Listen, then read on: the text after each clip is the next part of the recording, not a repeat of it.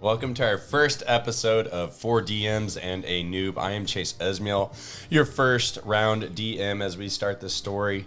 If you guys want to know a little bit more about our podcast, there is an episode 0. If you want a little bit more introduction on ourselves, that is where it is. But we are going to hop into the story of Eldoria. Eldoria is a city that is amongst in Faerun. It is literally on the opposite end of the Sword Coast. Sword Coast is northwest. We are in the very, very, very southeast of Faerun. This story goes on 200 years after a cataclysmic event, and it is loosely based off a campaign that we have done in the past, and we are building on that within this story of 4 DMs and Noob. Once again, this story will be told by 4 different DMs and be played by all of us and mostly our Noob. As our 5, I wouldn't even say heroes, as our 5 dudes. 5 guys, you know. Folks. Just 5 guys. Just go down in the sub. I mean, without the burgers and fries. Yeah. But as everybody comes through this portal, by chance, by fate, by whatever gods you follow in Faerun, all come together at the same time in the same place. Everybody roll perception. Now, as the newbie, I'm going to ask which one do I need to roll? The 20? Yes, roll the d20. Oh. All right, so you're going to add your perception modifier from your... So those of you that are also listening, we do have someone that we are going to be kind of coaching through D&D as well. So if you've never played, this is a great opportunity for you to maybe learn alongside Josh. So I'm using these right here, right? Yes, so look at the one modifier that says perception. Yep. And you put that modifier to... So it'd be a +9. Well, we're not adding those bonuses just yet. It would just be your wisdom modifier. Wisdom, okay. Yeah. So the little plus that's up here for wisdom. Okay. So whatever that is, so the +2, +3? Yes. Okay. All right. Basil, typical of a hare, rolls a 17. His perception, he's kind of looking forward instead of looking back through the portal. What did everybody else roll? Jonu got a 3. Jonu doesn't know what's going on. All right. Which, I mean, makes... Gwen got a 10. 10. Solin got a 4. Gwen got a 4 total? Okay. And then what about you, Norm? A whole 5. A whole whopping 5. So Norm... Yeah, we are just a bunch of dudes. Yeah, We just Norm... went to portal, okay? I think the collective noise that just happened was Gwen, what did you get? 10. 10. Okay. So, Solin Norm, Solin, you two are still lost in that last moment of thought. You're not really looking forward. Solin, you're actually, as you appear through this portal, you are finishing your sentence. So go ahead and finish what you were going to say to your friend. You for everything that you have done for me. And that's the first thing we all hear as we enter into this new world. But really, it's not new. As Basil looks around, he sees this very well-built stone building. As he looks around, it is bustling and busy. There are people walking all around. There looks like to be a front desk with multiple places to go towards, and there's this beautiful flag that's waving. It's white in the background with what looks like to be a portal in the center of this flag. And in the center of this flag is a silhouette of what looks like to be a Solin-looking male. You can't really tell what humanoid it is, and that's kind of the gist of what he sees. Gwen, as you look, you see kind of the same thing. You don't see the details of the flag. You just see that you're in a large building. What you see behind you, though, is a portal that is surrounded by these large rocks. So you're looking kind of backwards as Basil is looking forward. Everybody else is not really paying attention. As you see this portal, it looks like to be these large rocks that have these runes all around them. You can't tell what the runes say, but you see that the swirling, magical, whatever visage is before you disappears slowly. As it disappears, you see a stone wall behind you. As you see the stone wall behind you, you kind of look around, and everybody finally comes to and kind of sees that you're in this building. The only thing, though, is for some reason, Jonu, your mind is completely blank. You don't know where you are. Not so much in the fact that this is a new place. There's nothing that you've seen before. There's complete blank in your mind. You don't know who you are. You don't know what you've seen. You don't know anything about yourself. You don't know. You're literally fresh to this world, and completely fresh. You don't have any memory, so your memory is completely gone. As everybody else comes forward, there is a very loud woman who comes forward. Let me pull up my map. I do have a question. Yes. Norm, I'm pretty sure, achieved terminal velocity before he came out of this portal. All right. Well, let's see what happens.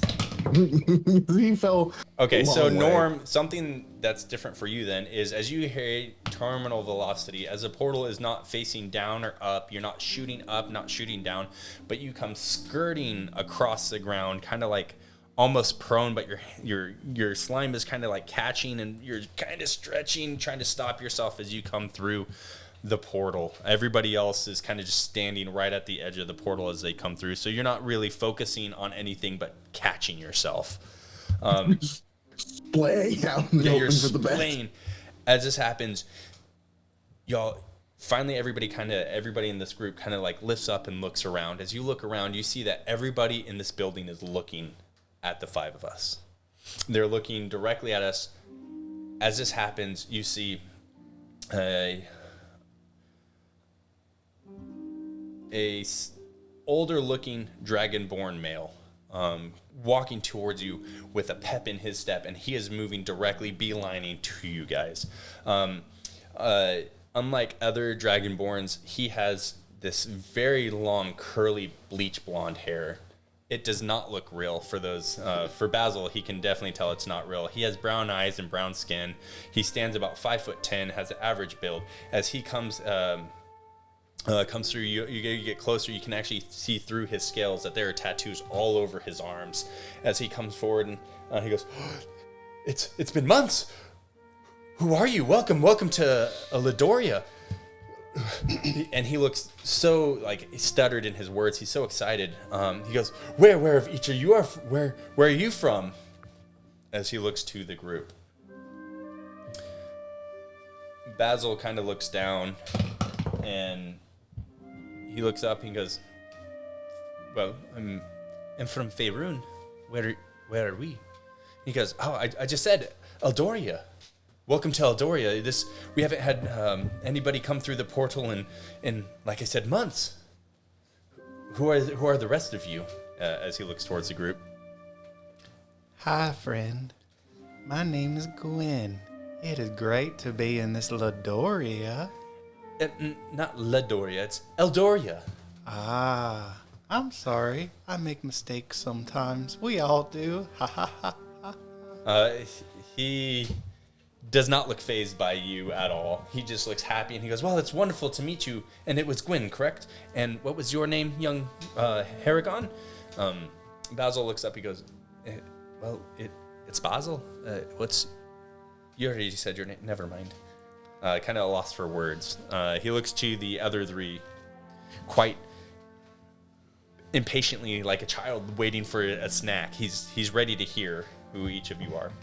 I don't know who I am. What? I'm confused, guy. Who am I? Do I know you guys? Basil looks into that. I've never seen you before. I've never seen anyone of y'all before. Well, I don't know who you are, but finding who your true self is the purpose of your whole life anyway, so congratulations. You're on the right path. Thanks, I guess. This Dragonborn looks and he goes, well, what was the rest of y'all's names? I didn't catch you two. We'll figure you out in a moment, as he kind of points towards Jonu. Norm starts to slowly gather himself up instead of being this big stretched out dust slime.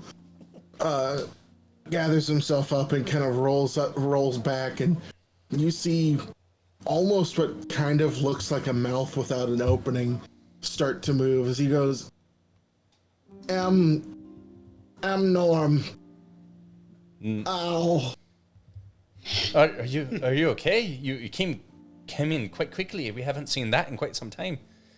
Are you okay? Nothing broken. Can't break. Just pain. Well, I'm glad to know you're okay. And you there? And he's pointing to you, Solin. So to just describe myself further, because I realized I didn't give any physical description besides my wings. Yeah. Solin is Wings are all that matter. yes. They're pretty large, to make me fly. But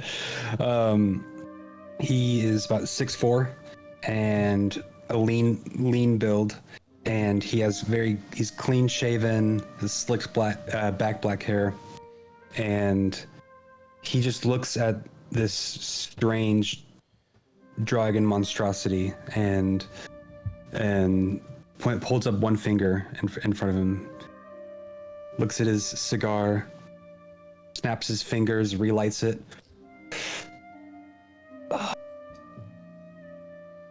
Solin's my name. Oh, well, it's so excited to meet every single one of you. Well, we'll figure, as I said, you out. Well, come with me. Y'all are the newest arrivals in Eldoria.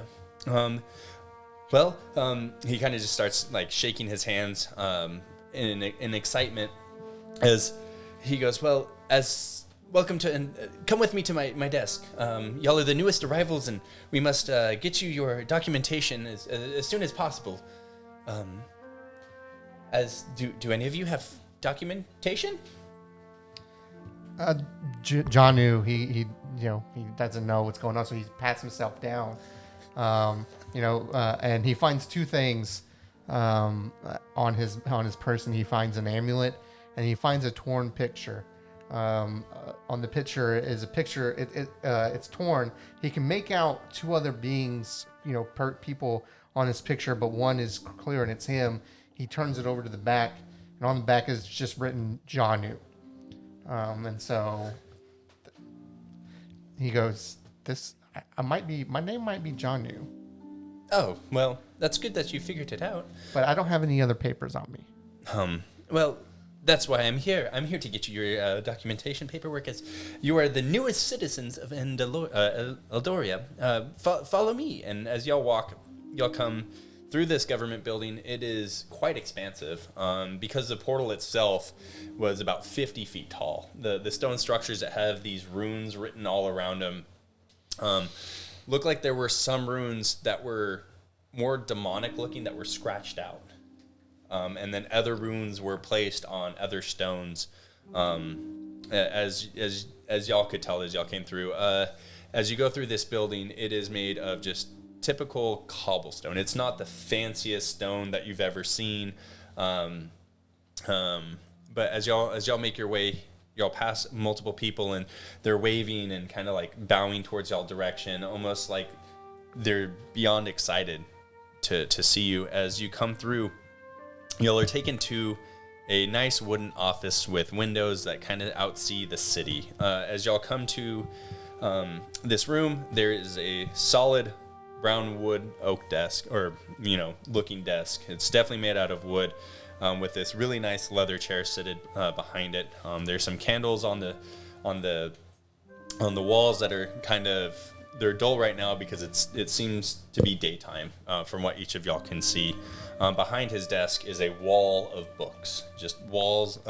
It's probably about 10 foot tall and 30 foot long, just full of books in all sorts of manner. And on his desk, you see what looks like to be artist's rendition of what looks like to be him, and you see 3 other dragonborns in the picture. Which looks like to be his wife and his 2 children.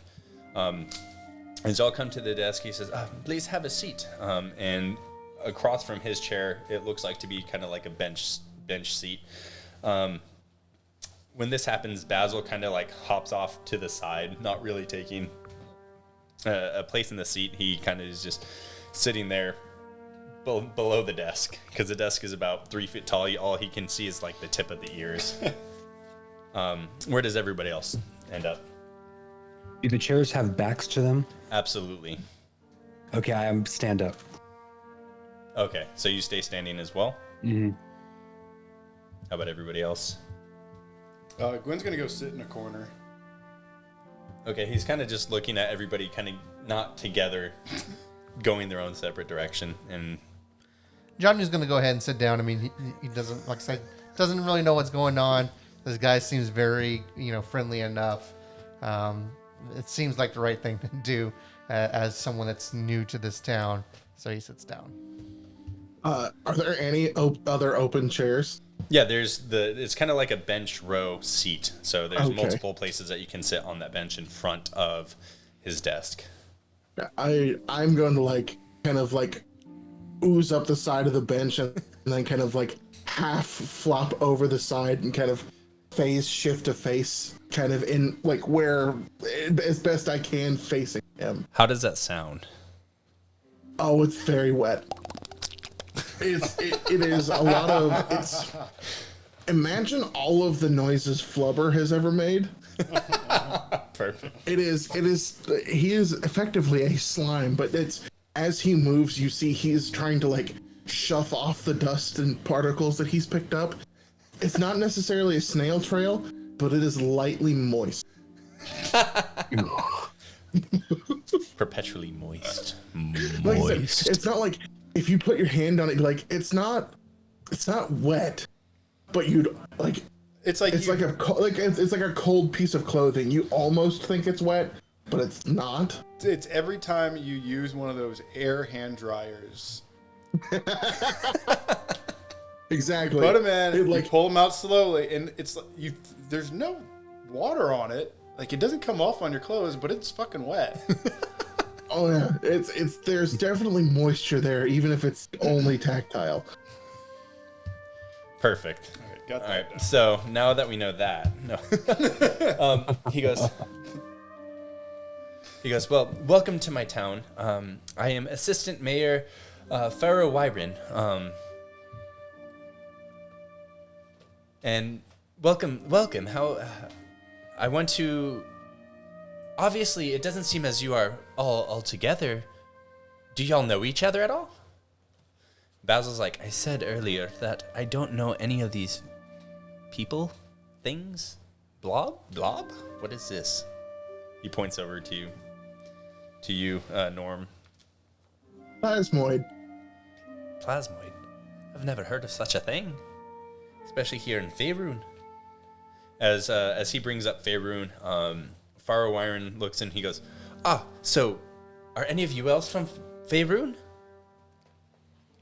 I'm from under Faerun. Faerun adjacent. I don't know any of these people, but strange are just friends you haven't met yet. Well, this is quite true. Does... I guess here's the most important question. We want to know what realm you are from so we can put that on your paperwork. So you, and he points over to Norm and Basil, and is like, so you two are from Faerun, correct? No, incorrect. Oh, sorry. Was it Gwen? Yeah. Sorry, Gwen. I'm sorry. 5 at once. This is quite a rare occasion for 5 people to come through the portal at the same time. It hasn't happened since the portal first opened. So, you, Gwen, and you, Basil, y'all are both from Faerun. And Basil just nods his head. Yes, you kind of see his ears flop a little. Yeah. Perfect. And you see him writing some stuff down, and he goes, was it Norm? I apologize, I didn't get it right the first time. Where are you from? I believe you may call it ooze. From Ooze? I've never heard it. Well, you are the first, as you said, plasmoid to ever come through. Ooze. This is a new... You're the first from... Oh, this is so amazing. This is such exciting news. Someone brand new from a brand new realm. We haven't had... Oh, this is a great, wonderful day. 5 new members of our society. And he looks at... If I may ask, what world is this? Oh, well, you are in the land of Faerun. You are in one of the most... one of the newer cities that has grown in the last few 30 years. It's Eldoria. The portal opened up 30 years ago, and residents started bustling in the beginning, and it started to die down.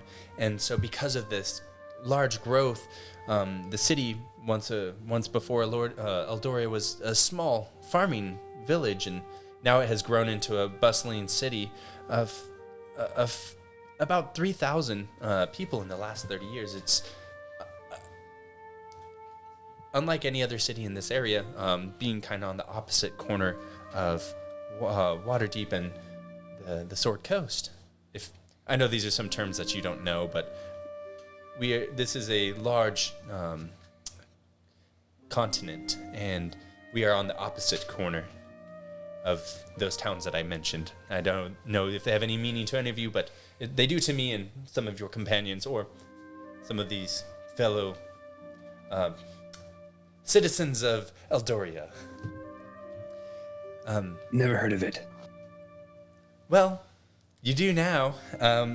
You said your name was Solin? That's correct. All right, Solin, where are you from? You said adjacent. What does that mean exactly? I rotate between the 3 planes ruled over by Lord Graths of the Abyss. Oh my.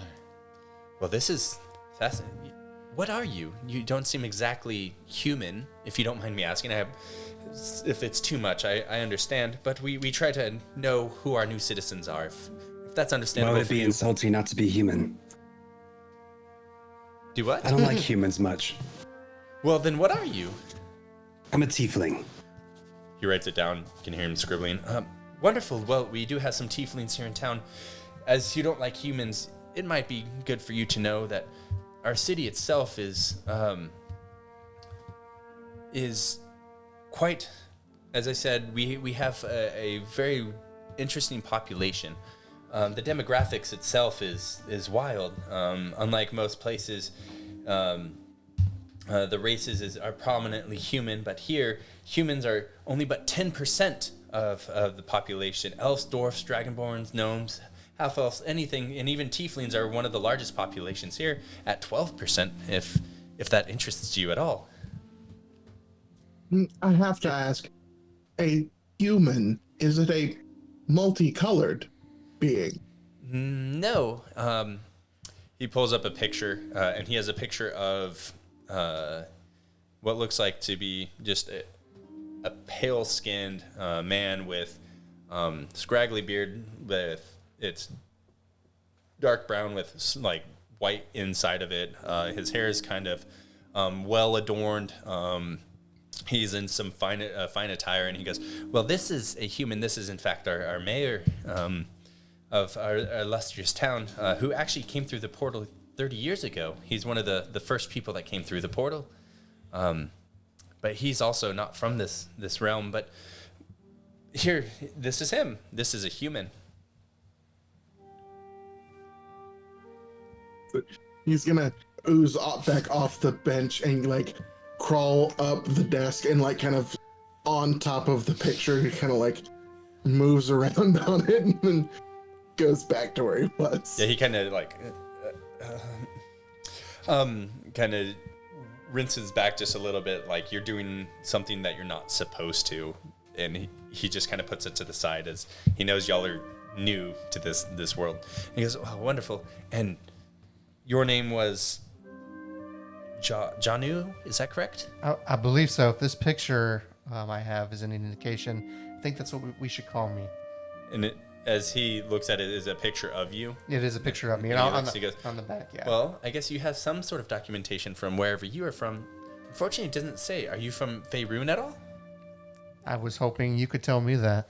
I have no recollection. Luckily, for each and every single one of you, you are now in Eldoria.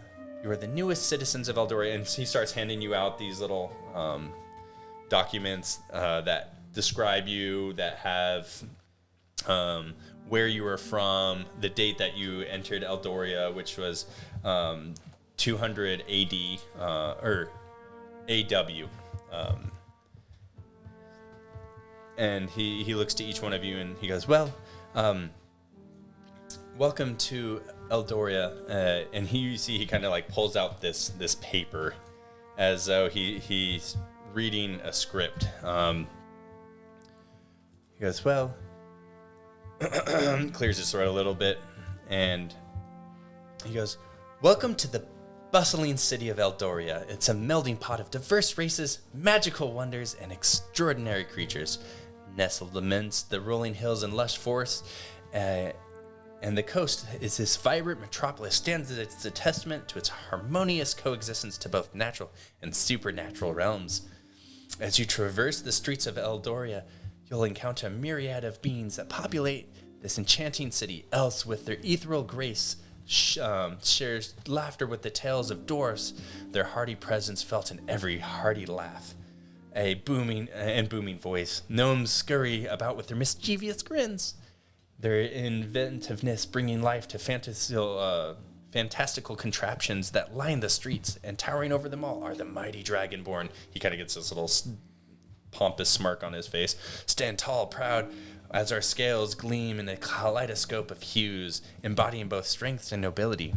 Creatures from the Feywild roam freely through whimsical presence felt in every corner.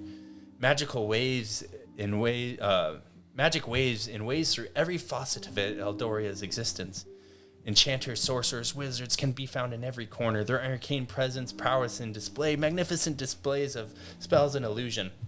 Towering libraries, house of ancient tomes," and he just kind of keeps this going for quite some time. He starts describing the architecture of Eldoria as being a marvel to behold. It's with Elven, Dwarven, and Gnomish coming together to create elaborate spires, stone building with sturdy foundations, just whimsical wood structures as they tell his story. He goes for, I would say, probably about 30 minutes, just non-stop as he goes through all this. And as he comes to the end, he finishes off with, "In the heart of Eldoria lies the garden market, a central hub where races from all corners and realms converge. Here music fills the air," as you see this Basil's ear kind of lift up. "Bards strum their flutes and sing tales and heroism and love. Performers twirls and dances their acrobatic labor, leaving audiences awestruck. This vibrant gathering place serves as a testament to the unity and diversity that defines the city of Eldoria. I am so excited for each of you to come into this beautiful city, as it stands for the last 30 years to become a beacon of unity and enchantment. Do y'all have any questions as you are about to roam the streets of your brand new city?" As he looks about, he sees Solin just looking straight up and just working on his smoke rings, just like He did that about halfway through, but he probably just now noticed. For those that are actually looking at this Dragonborn, you see like a twitch in his eye as he sees that none of y'all are paying attention. For the most part, y'all are. Norm has moved over and is like not touching but inspecting Basil. It's just kind of like, oh. And Basil's kind of just tapping his feet impatiently, just here, as he's just waiting to leave. So, Jonu has a question, but I think I should probably roll for perception just because I do have no memories. So if I could roll for perception should I do that? What are you trying to see? Currency, right? New land, but does Jonu know about currency as far as? Go ahead and roll. Let's roll history. Let's see if your mind remembers like currency at all. That is a 9, I believe. 9 plus With 2, so 11. So you remember being able, like, for some reason, a little visage of like giving something to get something. Okay. So that comes to your mind. So with that, Jonu, while he was listening, obviously heard that it appeared, some of these 5 or 4 that he's with weren't from here, and so he says, "What about how do we get stuff? My pockets are empty. How do we get stuff? Are you since we were brought here? Are you giving us something?" You kind of hear a little puff from Basil, like. But from the Dragonborn standing before you, the assistant mayor, he goes, "Oh, well, of course. I almost forgot." He pulls out he pulls like his drawer open after he hands you all his IDs, and you hear just the jingling of coins. And he goes, "Well, each of you, as you all are new to the citizen, you're right. Y'all probably don't have this currency. It's called gold. It is something that you can use to trade and barter. There's gold, silver in this town that we use. This is 10 gold pieces each," and he hands it to each one of you guys, a little bag, and he goes, "This is things that you can bring in to explore the city, make purchases, and be a wonderful citizen, and build the market that is Eldoria."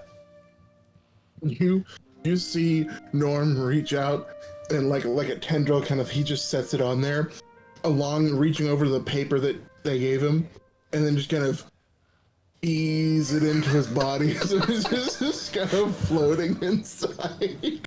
There's just a sorted change just floating out. And he as this happens, the bag kind of opens and the coins kind of like float out ever so slowly. They don't float out. But they're trapped in the surface tension, but they're just kind of there. Like a hoarder's lava lamp. The Dragonborn's face is a gasp. He goes, "You might want to put the gold in the purse, as it is important to keep yourself secure in this city, as there might be those that want your gold." Is it unsafe? "Oh no, Eldoria is the safest place in all of Faerun." What? You see? You can roll perception. Plasmoid eyebrow raise. You can roll perception or insight. You can roll insight on him if you'd like. He's the big chunky boy.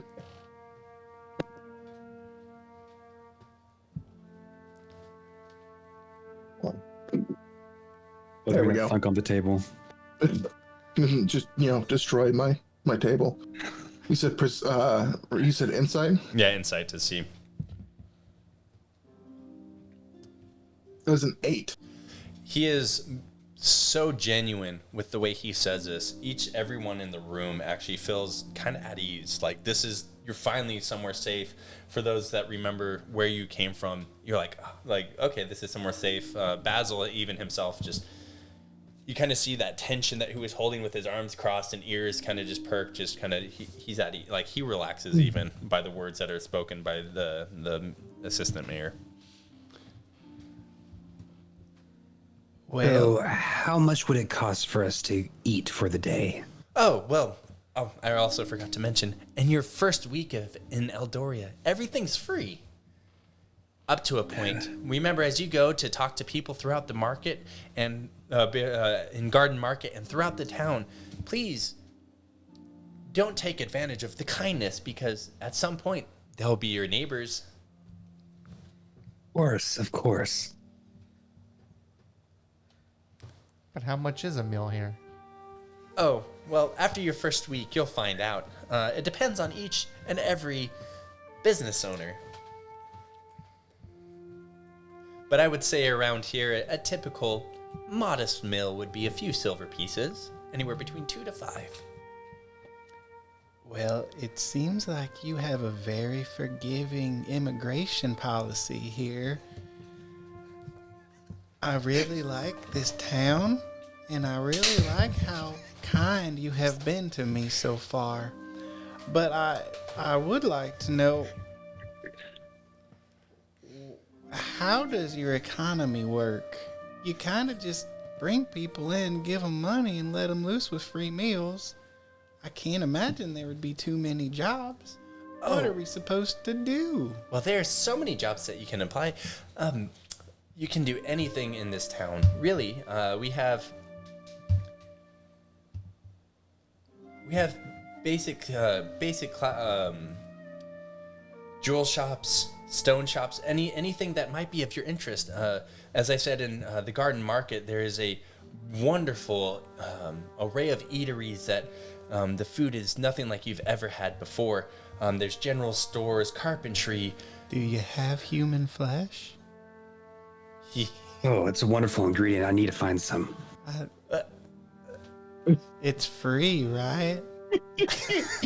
He does not know. There are certain laws in Eldoria, like his tone changed from this chipper. There are laws that are enforced, and in Eldoria, there is no harm to come to anybody in our town, especially that of murder. Well, I'm not talking about murder. Well, the I'm human talking about eating them after they're already dead. Exactly. What about outside of the town? I totally understand. There are different laws in different towns, but here in Eldoria, there is no such thing as eating flesh of a living creature that has sentient.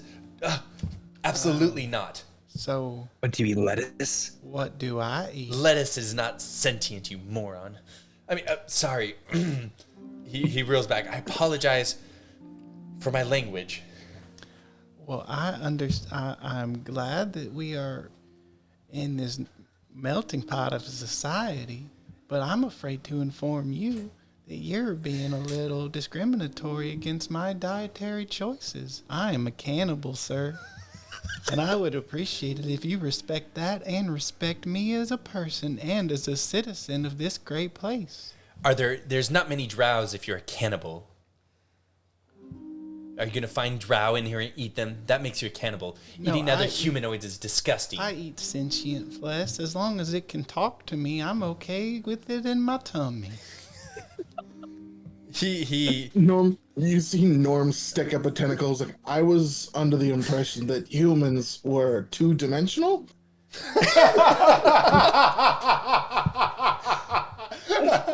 The look on this dragon's face is pure frustration at this point. And Basil is smiling. He kind of raises his paw too, and he goes, and then he puts it back down. The dragon, the assistant mayor goes, here is the laws of Eldoria, and he hands each of you like a small little pamphlet of basic laws in Eldoria. As you if you go through to look at them, you see that there's the typical laws of Faerun listed out. I'm specifically looking for the law that says you cannot eat people. Once again, the hand goes out, or the blob goes out, and the book just. Yeah, what pages don't eat the flesh of sentient? Go ahead and roll a D100s to see if you find the page by chance. Do you mind if I roll as well? Yep, to see if you can find it that quickly. This is important to my memory. Okay, it's a 57 for me. If I roll the right dice. Yeah. I have too many dice in here. 2d10s. No, that's a 12. Is first time playing D&D, guys. 31. I know I have percentile. So on 31, you read, you by chance come to the page that talks about, why did you have to get this one? All right, talking about rape and other assaulting citizens is not allowed. Citizens are, as you read this, it's no putting hands on other citizens other than in self-defense. As you read 42, Norm, you don't know what you're reading. The language itself, do you comprehend at this point? I don't know if one of them spoke common. Like I think he's gotten the gist of the vocal pattern of it. I think he's just kind of regurgitating noises. Okay. I don't think he understands reading yet. Okay, yeah, so you see a bunch of scribble in front of you. As Basil kind of looks over, he sees that there's laws against vandalism about that if you do vandalize, that you have to pay fines and pay the damages, and then you are flogged and shackled. When you read about rape and other, it is death sentence, and murder is a death sentence. So you kind of came into that point, but it didn't talk about Keep your dicks to yourself, everybody. That's going to be a little difficult. Pardon, but what is a dick? Gwen just points to whatever piece of you is kind of the most out in a. It's like a flesh peninsula.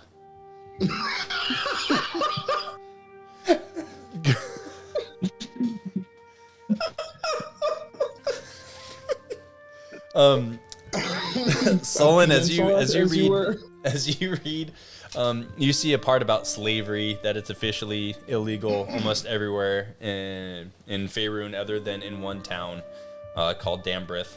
But because Dambrith, they and the old empires that practice slavery, but majority, especially here in the town, that there is absolutely no slavery allowed. So those are the things that y'all read as y'all open those pages. And This says that you don't have slaves. How on earth does anything get done around here? by your own free will, obviously, people work in harmony to bring just. It's a melting pot of society. You will see once you come in here. Slavery is not needed. Interesting. Jonu kind of takes note of everyone's reactions to what's going on, and he turns to the assistant mayor and goes, "In this land, can anyone recover memories?" Oh well, there are those that are that know magic that could possibly aid you in this. But You might have a lead for me on that. You could point me in a direction. well, there are clerics all throughout the town, and most clerics do charge some. I don't know if that More than 10 gold, I'm assuming. potentially, but as this is your first week here, there might be those in town that are more favorable to help you for free. Oh, the merciful holy men. But do you have any questions about the laws here in this town, or as you go forward? What are you doing for dinner? I'm going to have dinner with my family. And he kind of like gestures to the picture of the other Dragonborns. Can we come? It'd be very hospitable of you. It would be hospitable, but unfortunately, I cannot have you over with the choices that you make as food. We do not have to host you. He kind of puts his head down and looks a different direction. Anybody else? Do you have anything else? Can you point me to a kitchen so that way I can prepare our meals for the day? Well, the kitchens here in the city hall are not for use. You will have to go look throughout the town and get a feel for the town as you find. Once again, My name is Assistant Mayor Pharaoh Wyron, and if you have any other questions, there are those here in the town hall and throughout the city that are more than welcome to help you. Pardon. Yes. May we have a map? Oh, well, yes, of course. That is a reasonable request. And I'm going to share the map with each and every one of you on the share screen.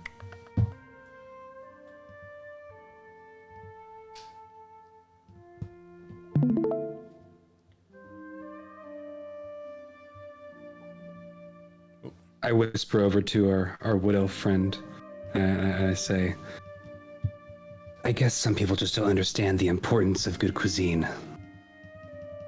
There is no wood elf. You mean the drow? The drow. The drow, yes, the drow. Yeah, he is a wood elf? Okay. Yeah, sorry. I love that you did that in your character voice. Like, oh yes, the drow. All right, so who do you whisper Yes, that sir. to? To the drow, yes. To you. To you, D-Dub. Yes, I like to respect everybody's wishes and what they like to eat, but if you could cook me up a nice hand, And I pull like a hand. It's like a couple days old out of my bag. if you could cook this up, I would greatly appreciate it. I can nibble on it raw, and I just kind of like nibble on one of the fingers. But I You prefer hear not my the specialty. loudest. You hear the loudest. Get out of my office! I brought this. I understand. You took me here with it. I really This wish isn't a citizen. you are all citizens now. Oh, I got This hand isn't. something in my teeth. And Gwen starts. I appreciate you welcoming me Use the and coming hand. in to Eldoria, but my office, leave it now at once. Gwen's picking out a piece of like skin with the hand, like using it as a toothpick. He starts vomiting profusely. The assistant mayor's just vomiting all over it. Leave now. He's in a basket, head bent over. All of you, everyone out. Every single one of you are not welcome in my office. Leave. Gwen waves the hand. Bye. Throws up again. Just out of his nostrils, out of his teeth, there's just vomit coming out. You got to see that if as y'all watched him, there was some fish and other things that came off in pieces. But y'all leave. Do y'all leave his office? Yeah. Jonu thinks it's best. He can tell that, because they don't know the rules of the land, I'm sure the assistant mayor could easily, charge him with something, if they don't get out of there. So Jonu leaves the office. Basil kind of scurries along next to Jonu and says, "So, are you from this realm, or you don't know?" Don't know it at all. Well, you look typical of a wood elf that live here in this realm. Interesting. Are they anywhere in particular? All over Faerun, but there are some places that are more densely populated with wood elves. Well, thank you for that information. Yes, of course. And he kind of like hops up to you, Norm, and he goes, "You look like a booger. What are you?" Like you said plasmoid earlier, but that doesn't mean anything to me. Well, from what the people were screaming at when I initially came in, I believe the word slime is the closest thing to what I may be in your world. Yes, most slime is not sentient. I've heard of, slime that can devour and like acid and burn the living flesh off things, but you don't look like this slime. How are you talking? I don't see a vocal cords anywhere. Specific direct vibrations of my inner structure. That's fascinating. So, are you from the Feywilds, or you said you are from the Ooze? What is the Ooze? I know not of what your Fey wilds are, but I come from a world where my kind are explicitly the only thing that live there. It is the the great gathering and the separation, we learn from each other's experiences at that point. Well, that's fascinating. I'm from the Feywilds. The Feywilds is a different realm. I don't know if you know what fairies and other things are, but as he mentioned in his 5-hour talk, it's a whimsical place. Yes, he did seem to have quite the vocal aptitude. He's what we call a windbag here, if you need to know the term, a windbag. Also a great ingredient. Wait, he looks over and he said, an ingredient for what? For cooking. I'm The interested windbags of the humans are pretty great. You might not make a lot of friends here in this new town. You're not from the Faerun, but eating other sentient beings is usually frowned upon. As you and your friend back there will have to learn. I can show you some different foods that are quite delicious that are meat, but not people. Remember, people are friends, I know. not food. The merchants I have served have told me this, but once they eat it, they usually don't care as long as they don't know where it's from. Well, you're from whatever. Well, you're from the 9 realms of hell, or what? What are you from? The Abyss. The Abyss. I know it gets confusing. Well, so is it? Are you close to Wyrin? What's a Wyron? Oh, well, he's That mayor thing that we just met? no. Well, his name was quite close, but Wyrin is the lord of the 9 realms in Faerun. Well, not Faerun, but below Faerun, different realm. You're right. It is confusing. Jonu turns to Basil and says, "You do seem quite, familiar with this area, and no offense, Gwen, but human flesh doesn't seem to be watering my mouth. Basil, do you know somewhere we could maybe get some food? Because I am quite hungry." Well, I don't know anything about this town, but I am from this realm, Faerun. As he's like, everybody, you have y'all's maps out? And You see the map inside Norm kind of like furl open. so question, does his eyes roll in the back of his head? Like, No, he has no visible eyes. You have no idea where his eyes actually are. You see Basil kind of like looking around, like, well, okay. Well, he mentioned the garden market. Not much one for navigation, so how far do you think that is? Garden market? Yeah, well, it's still market. It's a market. Leave it alone. Nobody can see it. Shouldn't have said anything. All right, anyways. Slisdexia got the better of you. Sure did. All right, he points out, he goes, well, the garden market, he mentioned we are in this building right here. It's a large gray building on the map, and market is what looks like to be just north. And on the map it says garden market. So he points, because there should be some quite delicious food there from what he mentioned. There's a bunch of eateries if y'all are looking for food. And then what time of day is it currently? Go ahead and roll nature to see if you can see the sun. 20? Yeah, d20, and then add wisdom to it.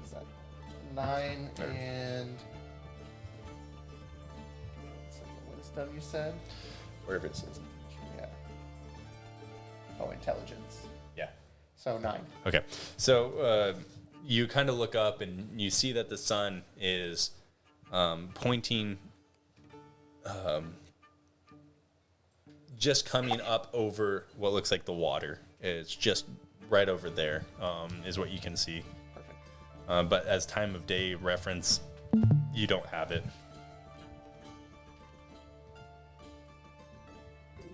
Okay. Well, all that talk of food made me hungry, so let's really go get something to eat. Okay. I'm going to share the document also in the Google Docs real quick. So y'all can have that at all times so I don't have to play it for you. Yes. I want to try it. Like Norm is almost literally attached to the ground. he's gonna start moving around and like trying to see if he can like follow crumbs, like street vendor, like what direction they're coming from. Okay. The map here under Ryan's story.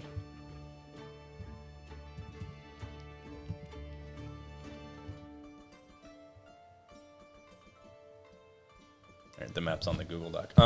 So as you go to look, go ahead and give me, I guess, nature as well, seeing if you can pick up crumbs or direction of crumbs or scent or anything like that.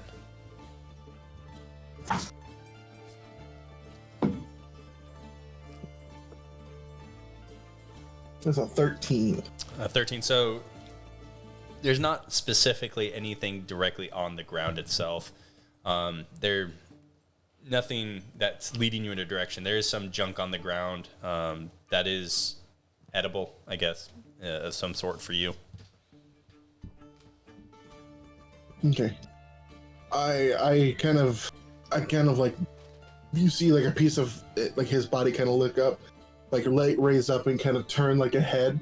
Like, I believe that we should go this direction, and I kind of shape myself kind of arrow pointed that way.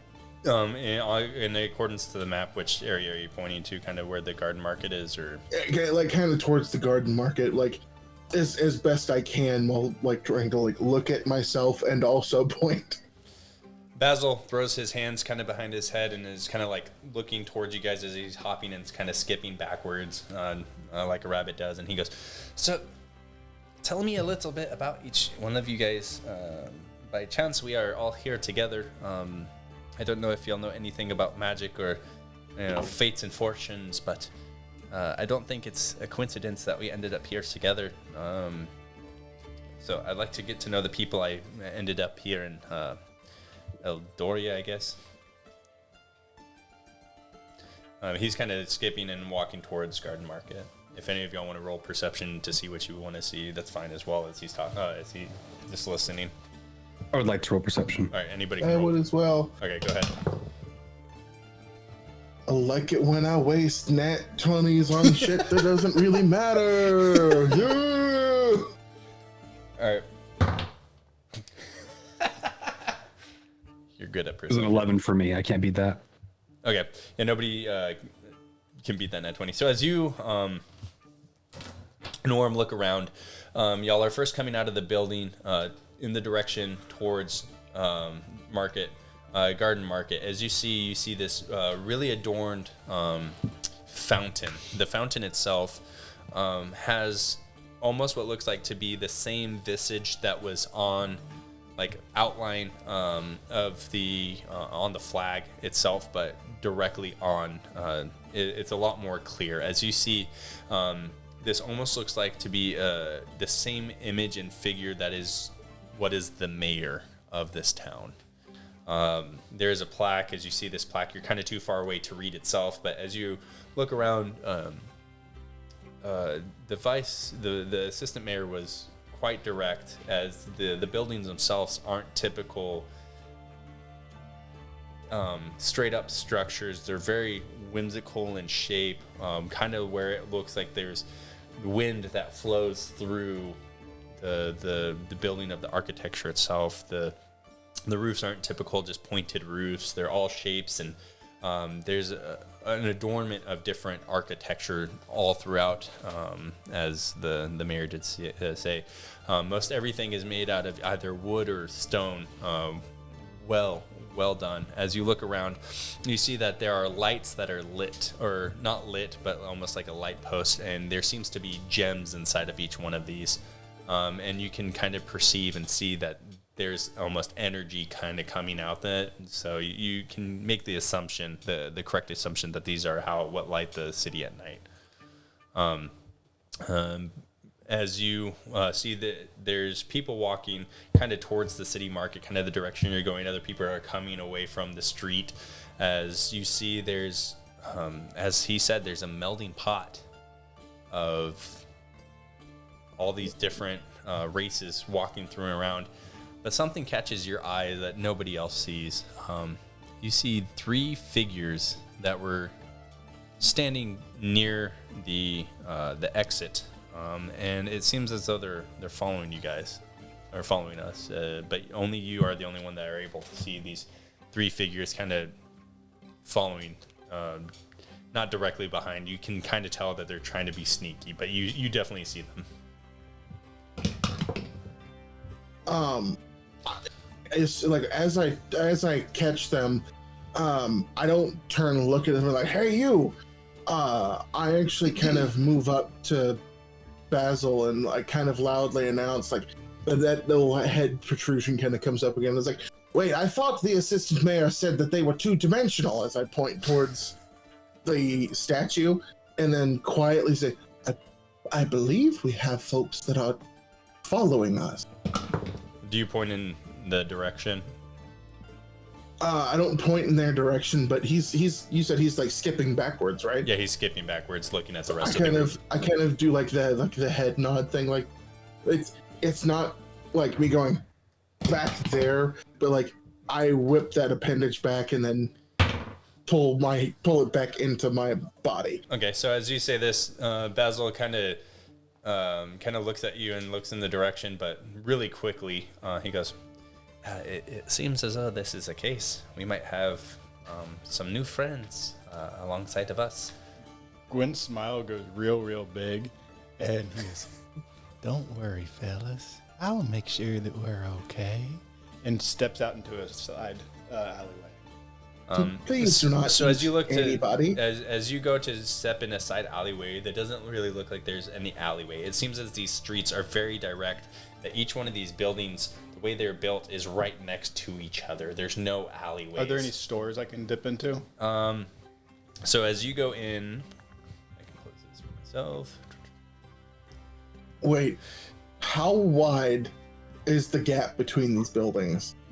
The gap between the buildings, the streets themselves, as you're looking at the main street itself, you're in this open square that's probably, each one of these buildings, like, width is anywhere between 20 to 15 feet, and if it's elongated, 30 feet. They're not the largest buildings, but they're quite tall. That's the biggest thing, that everything is kind of up in this town. 2 to 3 stories is minimum. Everything else is, the government building that y'all just walked from, the city hall, is probably about 12 stories tall, quite large. But is there any, like you said, there's not an alleyway, but is there like an actual gap between the buildings? No, well, for you, yes, there's a gap that you could probably go through, but nobody else. It's inches apart. Can we both roll a d20? For I want to reach out and say, hey, Gwen, maybe now is not the best time. At this you moment. don't need a roll. You Okay. can just say that. Don't worry, I'm not going to pick a fight. I'm just going to follow them, follow us. So the closest buildings that you see are actually residents. It doesn't look like there are anything but residents on the north east side wall that y'all are closest to. Okay, then I'll just keep walking. Alright. Because I didn't get a good look the first time, I want to fly up and see if I can get like a more like sky view of the town. Yeah, of course. How high do you fly up? How tall did you say the buildings around us were? Like the 2 to ones 3 we're walking stories towards. are the residentials, are 2 to 3 stories, which are typical of most residents. But when I say story, it's not a typical like 10 to 12 foot. It's about 20 to 25 foot tall story. So these are tall. Lovecraftian building. Yes, Lovecraftian buildings. Okay, so I'll probably fly like then 2 stories above the tallest buildings around us. Not the tallest building like the building that we came from, but the ones that are around us as we walk down. Yeah, so as you're in the square, as you see, there's you fly above each one of these about 10, 20 feet above the rooftop themselves. You can see to the north, kind of where the garden market that you saw on the map is bustling with people. It's a shape of a C that you can see that there's a way to come in and only one way to come into the market. As you can see, go ahead and roll perception to see if you see everything.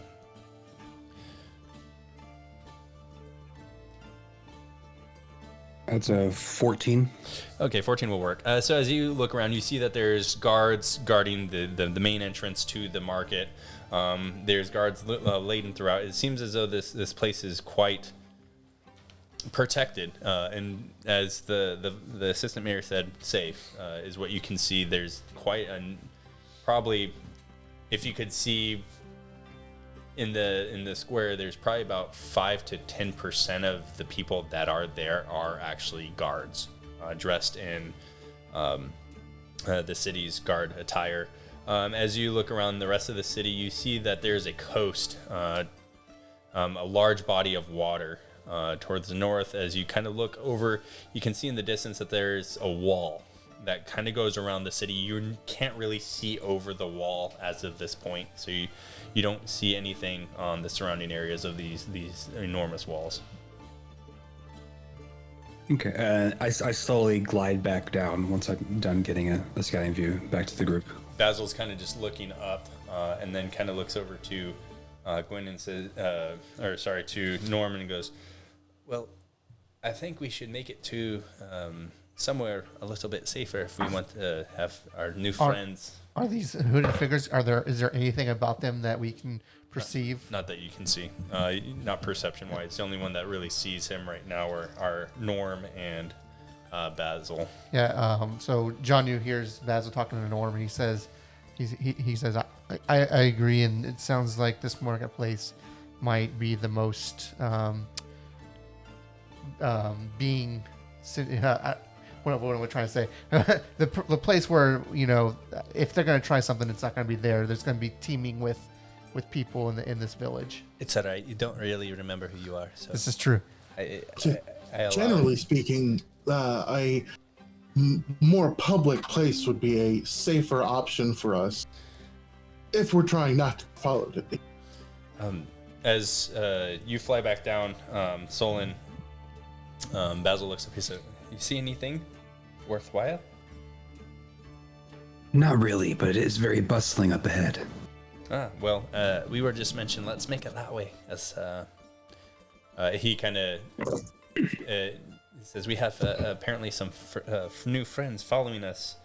We'll see how that goes. Basil starts kind of like skipping and hopping backwards, making his way. You kind of see as he's walking back, he's not really looking. His ears kind of are moving, listening as he moves to kind of move out of people's way as he dexterously weaves his way through the crowd. Since Solin doesn't have any eyes, he has eyes, but they can't be seen, right? Like no one knows like where you're looking technically.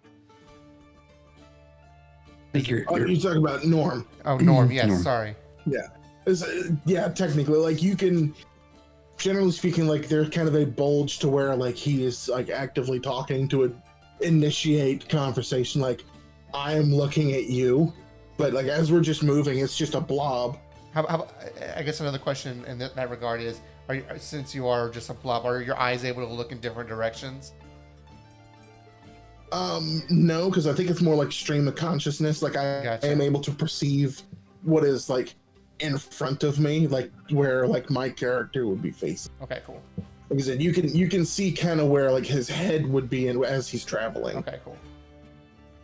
And that's all I got. I think as Basil is hopping along and doing his rabbit thing, I think Norm is going to try. He kind of like that's a new form of locomotion that he's never seen, so he is going to try to like mimic that in some way. Give me, I guess, performance or dexterity. I'll let you pick. Great. How flubber are you?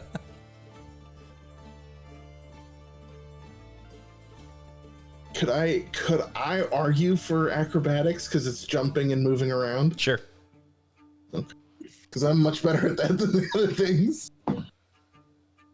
Oh, remember, right now you're not adding any of those bonuses because you're 0, so you can only add the basic, not any of Flat the scores. Yeah, your flat Yeah. scores. Okay.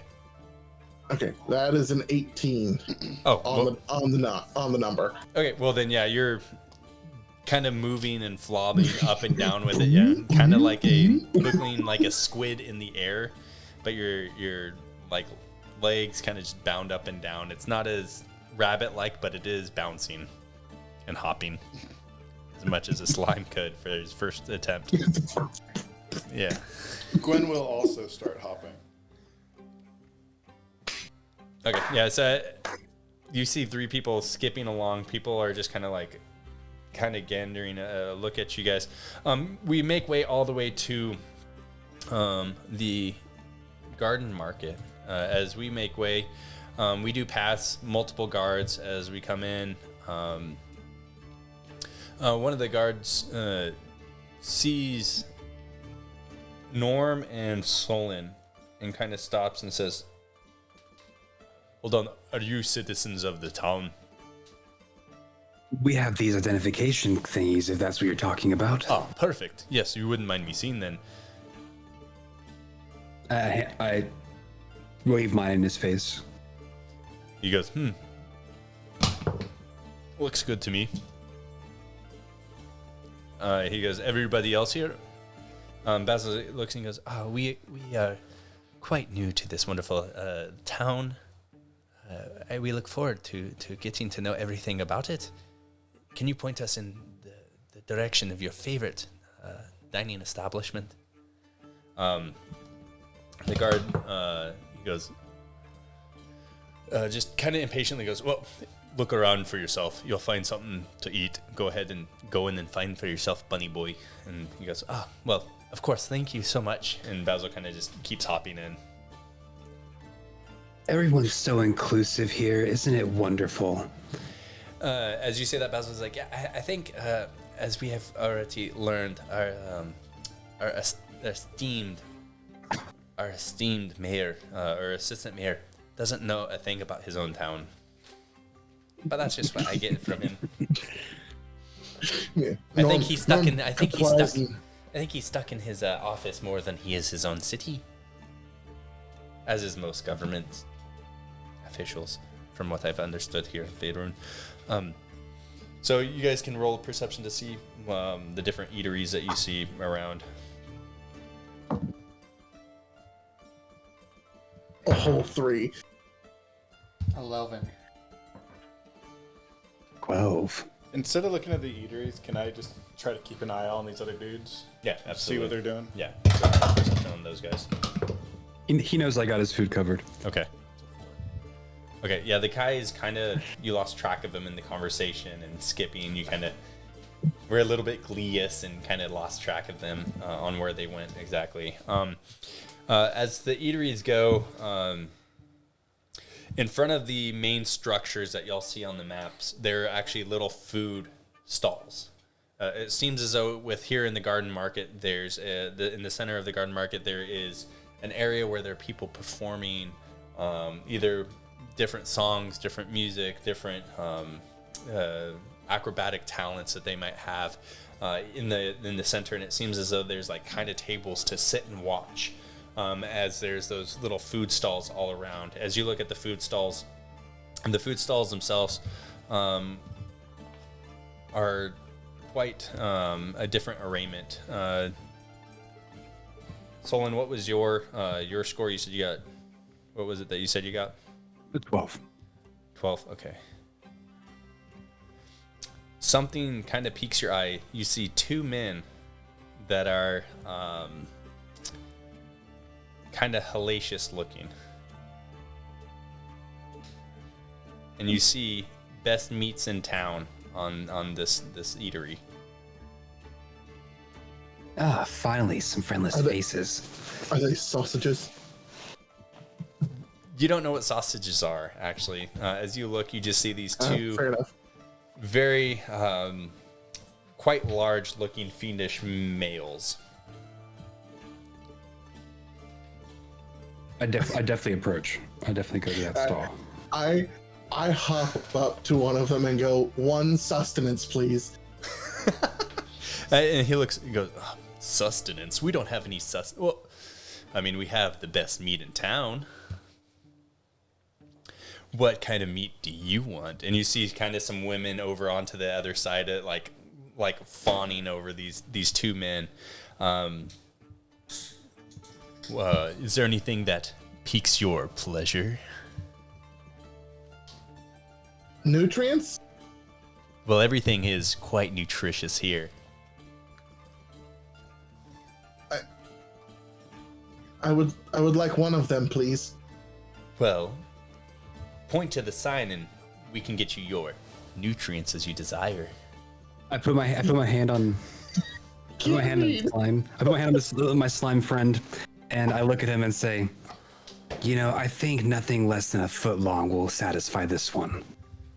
Oh, that is our that is what we give to everyone. A solid foot long. That's the smallest we have here. Do you have Wonderful. a foot long of man meat? As you say this, you see one of the cooks. He's like, "I got the biggest man meat here. What would you like?" Oh goodness gracious! I'll take as many of those big man hogs as you got.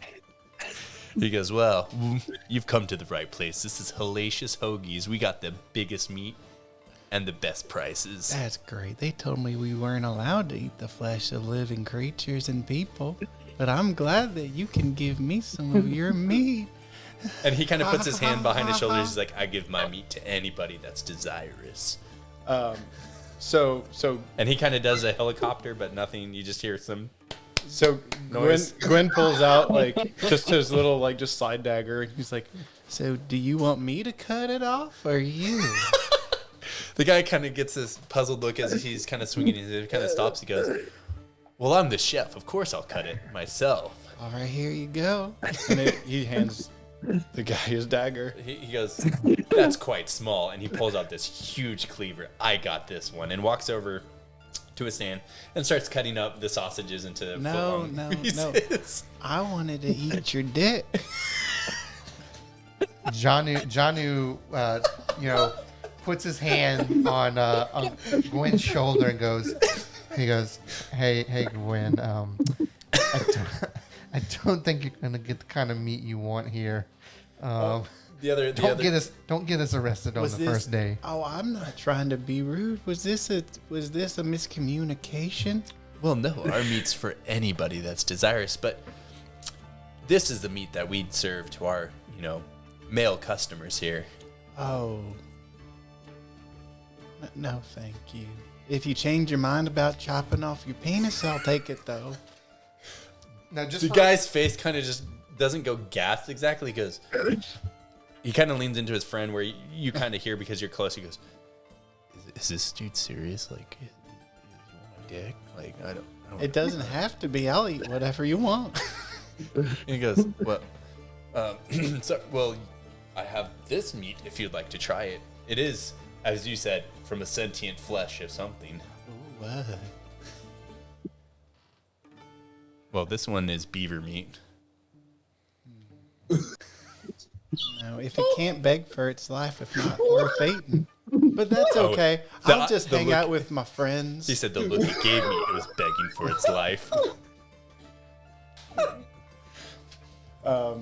No, Gwen's just he'll just reach his hand out for his knife again and be like, I appreciate your courtesy. He hands me the knife. Well, anybody willing to eat my meat is welcome here.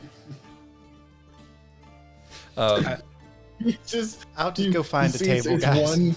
One like slimy appendage was sticking out the whole time with a gold piece, and it's just slowly coming back inside. Like, I'm afraid because they told me that it was much like a flesh peninsula, and I've been holding out my arm, and I'm afraid that somebody's going to take it now. Basil kind of taps you on the shoulder. No. This is what you call the innuendo. They are trying to make it where it's a little more fun for their audience, and their audience is typically women or men that are desirous of them and their man peninsulas. meat pen. He's in Parker. Oh, okay, and then sticks out the coin again one more time. Basil says, put your money away. Remember, food is free for the first week. I got you on this one. Basil kind of steps up and goes, if you don't mind me, we are new to the city. We are not, this is our first day, actually. We came through the portal, me and my 5 companions, and we were told that, the food is free. And the gentleman goes, oh, yes, my meat is free for the first week. What would you like? And he kind of points up. He goes, as I mentioned, we do have some beaver meat, but it is not as sentient as your friend would like. Is there anything that you would like to try?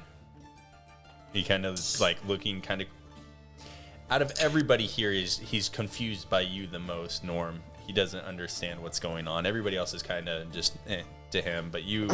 I'm definitely a distraction. Yeah, a lot of people you've been getting a lot of looks.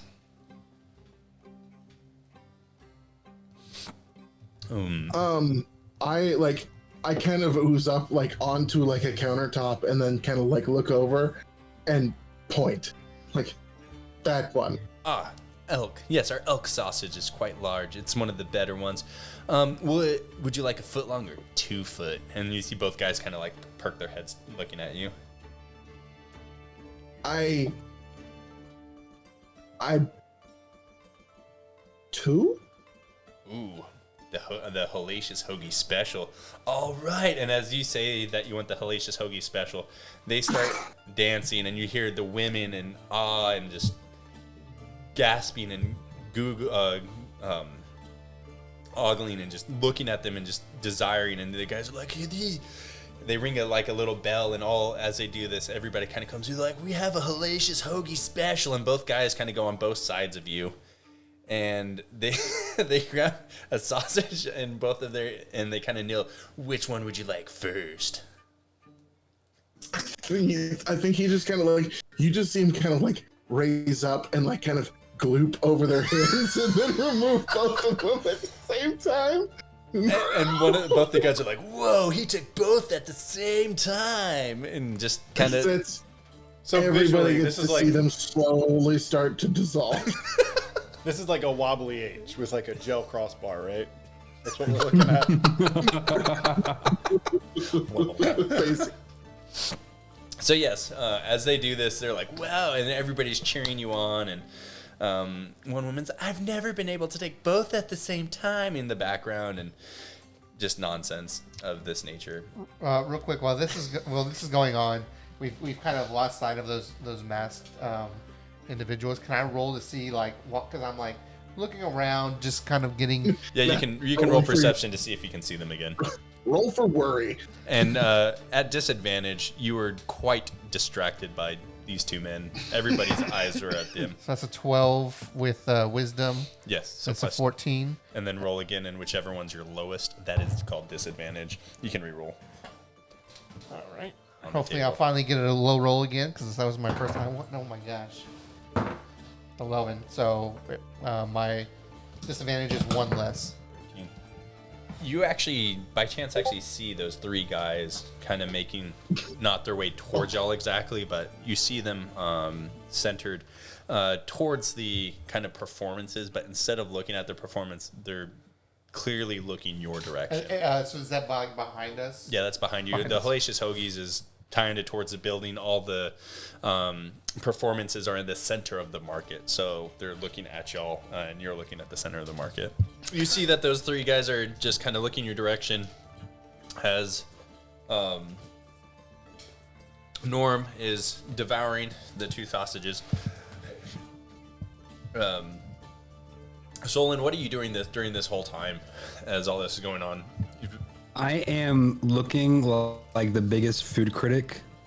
I'm observing the performance. I'm observing like how they're cooking all the meat, and like I am actually you tell me, like you're the one that knows the performance. How well are they doing? It is the best performance you've actually seen. They're as you were raised by succubus, their pure charisma and sexual presence draws even you in, to how they're performing every part of this. It is tantalizing. The sweat that beads off their half-clothed body, you are just drawn to these two meaty men that are from what you know to be a hellacious or a hell-like realm. They're not the typical tieflings that you have maybe seen in the past, but they're just big, girthy men everywhere. Are they just like big burly men with horns, or like just like? Yes. So like, one of them is what fiendish is about them? Yeah. So what's fiendish about them is they don't have wings, but they do have tails and horns. One of their guys' horns is very similar to a ram's horn, where it curls. The other is more like a goat that comes kind of out and wide. So if you can think of it, it comes more laterally and slightly forward. One is very like a bull. Yeah, very succubusly like red, very much so hellacious. And the other one is not. His skin is actually more that of a human, which is similar to yours. Doesn't really show as much of his hellish background, but he is the one that is a cook, the one that is doing more of the hellacious, like the movements and stuff. He's the one that's red. The roles are divided. Yes, Okay. the roles are divided. One is cooking, one's performing. But for our friend Norm, they both performed quite excellent. It was actually the best performance you've seen in quite some time. So after the performance, I then I toss a gold coin to the performer, and I say, "A performance like that deserves to be paid." One of them grabs the coin. He goes, "Oh, first week's free, baby." Winks at you and flicks it back your direction. Won't give it back. You go to give it back, and he goes, "No." I say, yeah. Sorry, what'd you say? I said I won't give it back. Oh, you won't give it back. He quite literally is giving you a free performance. And he goes, "Well, if you like the performance so much, would you like one of my footlongs too?" That's up to your skill. I can give it to anybody. Give it to me good. All right. This one's not That as was a good. show, guys. The first show he put on was prime best. This one he kind of it just feels like he's thinking about someone else. He gave it to you all right. Yeah, it was a little below average, but it was quite quick. And it was a flaccid performance. Yeah, it was the sausage itself is kind of not as cooked as good. So you know that Norm got the better performance, that he got it better than you. So And you'll is it forever know. above average sausage, below average sausage, average sausage? It was below average sausage from what you've had in the past. I spit it out. It wasn't. It didn't have enough human in it. So for you, it wasn't as good. Yeah, I spit it out and make a show of it too. He goes, nope. And this guy kind of starts breaking down, and his friend like comes in and hugs me. He's like, "It's okay. It's not perfect every time." He goes, "For me, it is." And you really broke their spirits. They're like, the one with red is like, "We'll be back in 5, ladies," and kind of winks, and he goes, "And gentlemen." And you see the other one's broken. You broke his heart. He's broken in every form that you spit it out. You didn't swallow. Full of sausage. Norm turns and looks at everybody and goes, What are lady?" Basil kind of just is looking straight at Sloan to explain what our lady is, because Ladies are where you stick your peninsula. Boys have peninsulas and girls have inlets.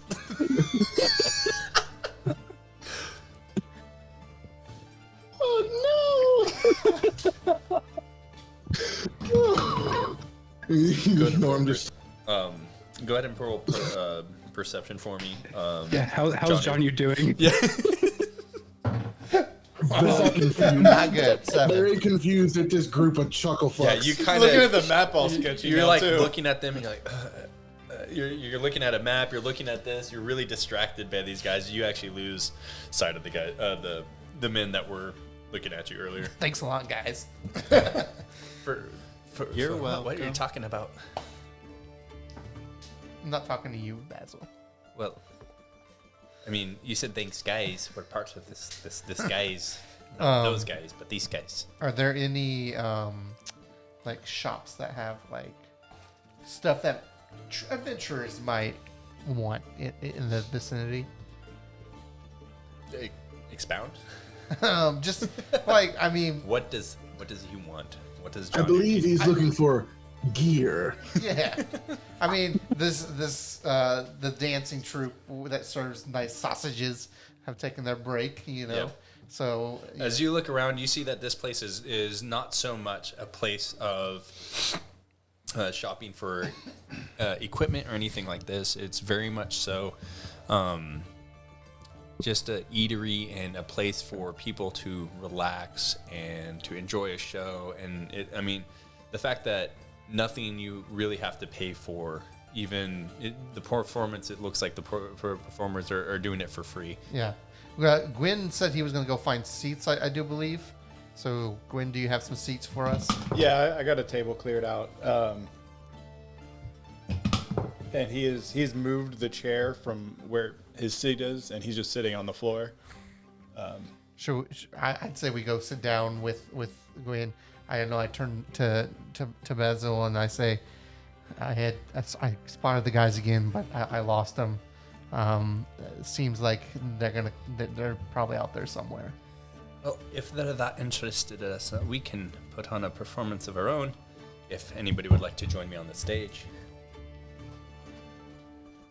I'll stay and find them, and then I'll follow them for a change. See how they like a taste of their own medicine.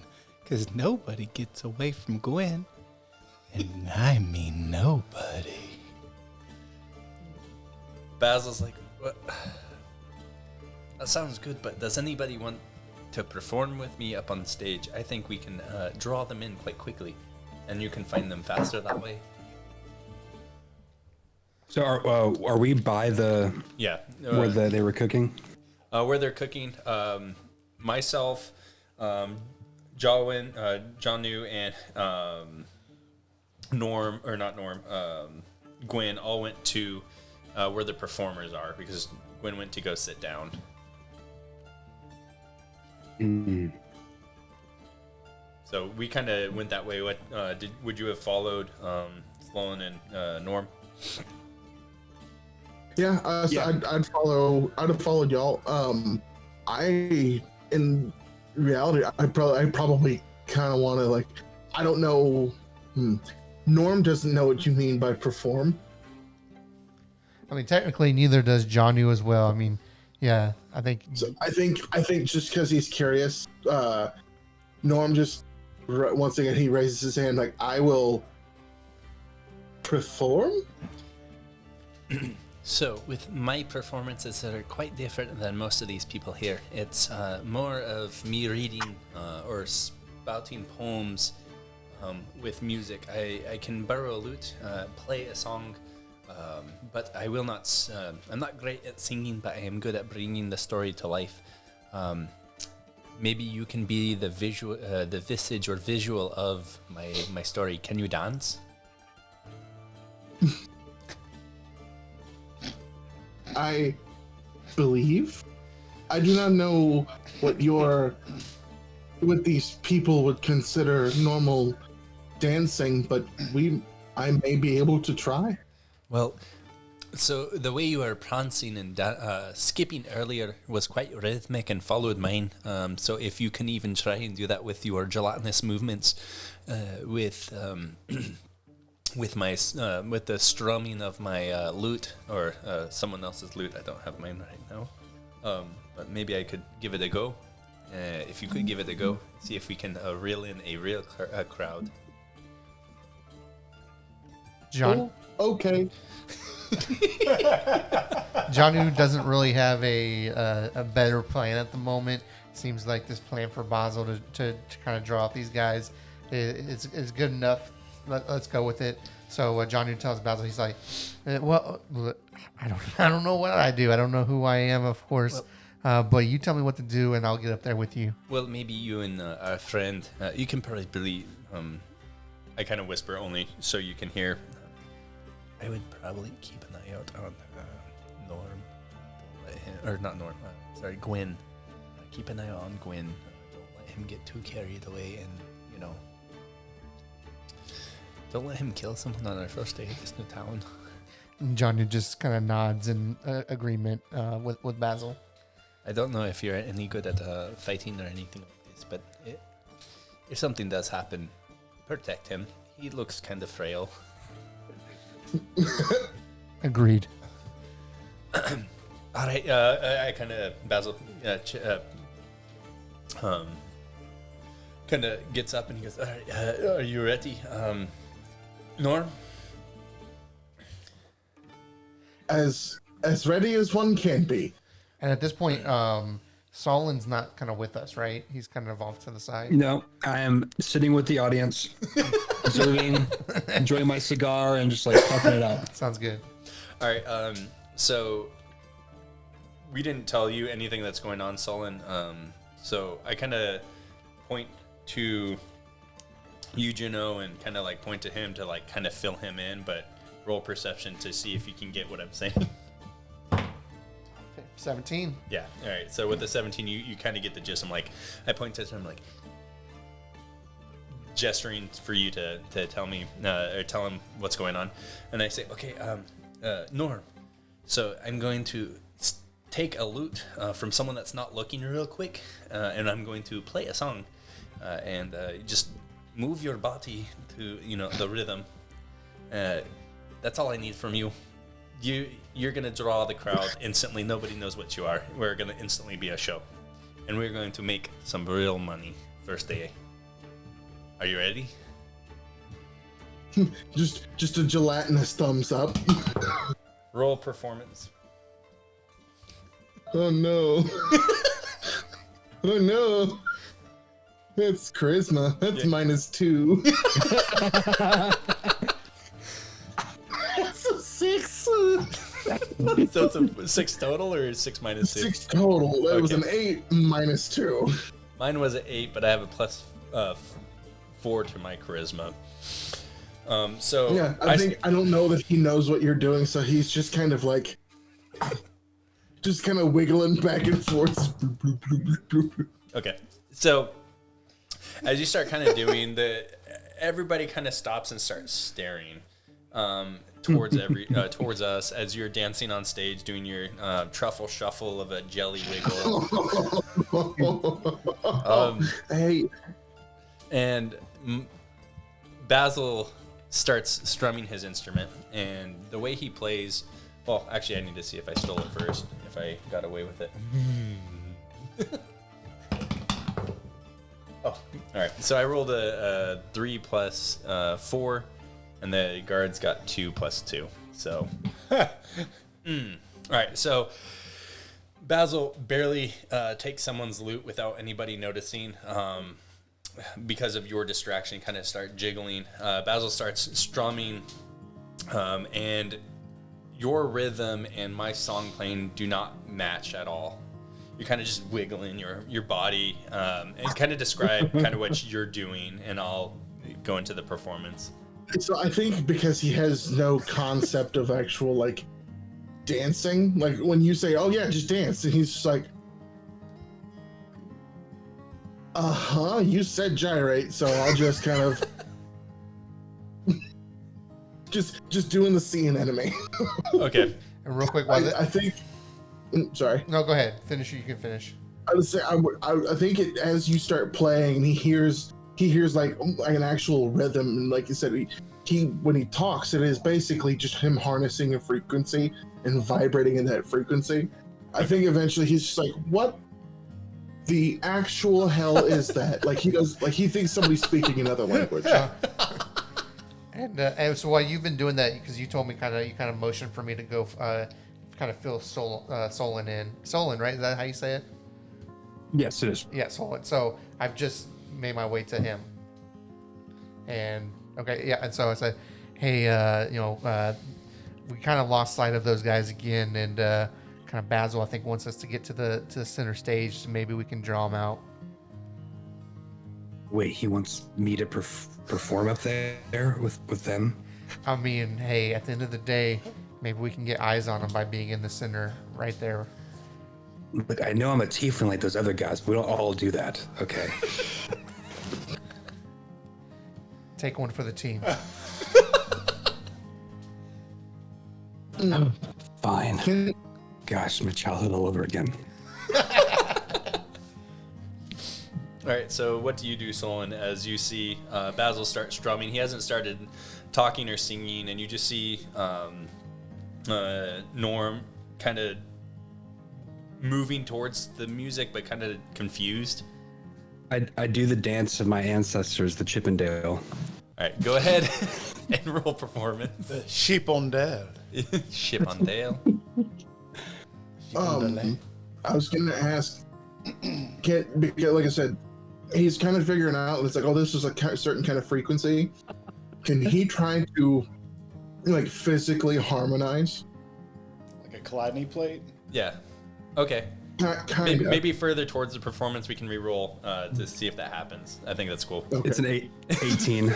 18 total? 18 Steals the total. show. All right, so you're kind of It's going. my first dance. And so Basil starts playing and kind of sees Solin coming up. I look towards Jonu, and I'm like shaking my head no, but Sloan's already on his way up towards stage. I was like, no. And so go ahead and describe the Chip and Dale song, dance of your ancestors. So I walk sultrily up to the stage, and then I flap my wings lightly and just right above the platform and land gracefully. Turn around, and as my wings flick back out, rip off my shirt. And it's So as you rip off your shirt, the crowd that was at Hellacious Hoagie starts making its way towards you pretty quickly. and I have a 14 strength. It ain't bad. Okay, so and I just start I hear Basil stop, and so I've stopped posed for a second. I look at him. I kind of shrug my shoulder. Yeah. I start strumming the song. And I just gyrate. Boom, boom. just humping the air. So Basil's just like, oh, well, this is not gonna go well. And he starts singing, "In the land of mystic dreams, where moonlight lies in realms of wonder, the Feywild's timeless streams." As soon as I say streams, you get a really good thrust in. Oh yeah, hands going down. Yep. Where creatures dance with grace. As I say this, as y'all are both performing, in an eternal embrace, and I look at both y'all to hug. Oh, I catch it. I definitely catch that. I embrace the slime. And you start rub it down. And nature sings in this melody a symphony of grace. Oh, the Feywilds we wander, where the magic fills the air, where sprites and pixies flutter, with flowers in their hair. With every step we take, the adventures we unfold in the realm of enchantment, where legends are foretold. And y'all aren't, this doesn't match at all with y'all's dancing, with what I'm singing. And I'm just oh, yeah, well, and then he goes back and, but beware the tricks and schemes. As I say this, I'm trying to trying to get y'all to look mischievous, of the mischievous Fae, for the laughter. My finger to my lips. I think Norm forms an angry face. And then he goes, Like watching an acid trip. for their laughters hides a darkness that could lead us astray, with a twinkle in their eye and a charm that's hard to see. We must navigate their games with caution and decree. Tell me what you do at that point. Right when you say with caution, I drop down low and like just start like gyrating on over the stage, just like you know what it is. You know what it is. As this is going, I'm like, we're already in the middle of this. Like, this is what's going through his mind. And he says, so let our voices raise in praise of this land, with their dreams and reality go hand in hand. For the life in the Fey wilds is a dance so divine, a tapestry of wonder where our spirits intertwine. And I look back at y'all to embrace again. I like wrap around his arm. The crowd loses their actual minds with y'all's performance. I rolled a 4 for crowd's constitution. And they're just, the girls are like reaching up to you in the air as you're intertwined with this slime. And Basil had no idea. He's just like, what the actual fuck? Like, Are they throwing coins on the stage? With a 4, yeah, they're throwing some coins. They threw a total John has got his mind on the prize. A total of 72 silver pieces made it on there, and a total I'll of take it. 7 gold pieces made it onto the stage. 14. Norm feels the happiness and just gently caresses Solin's face. How many of the coins went into Norm? 19 went into Norm. 19 silver pieces and 1 gold piece is like in Norm.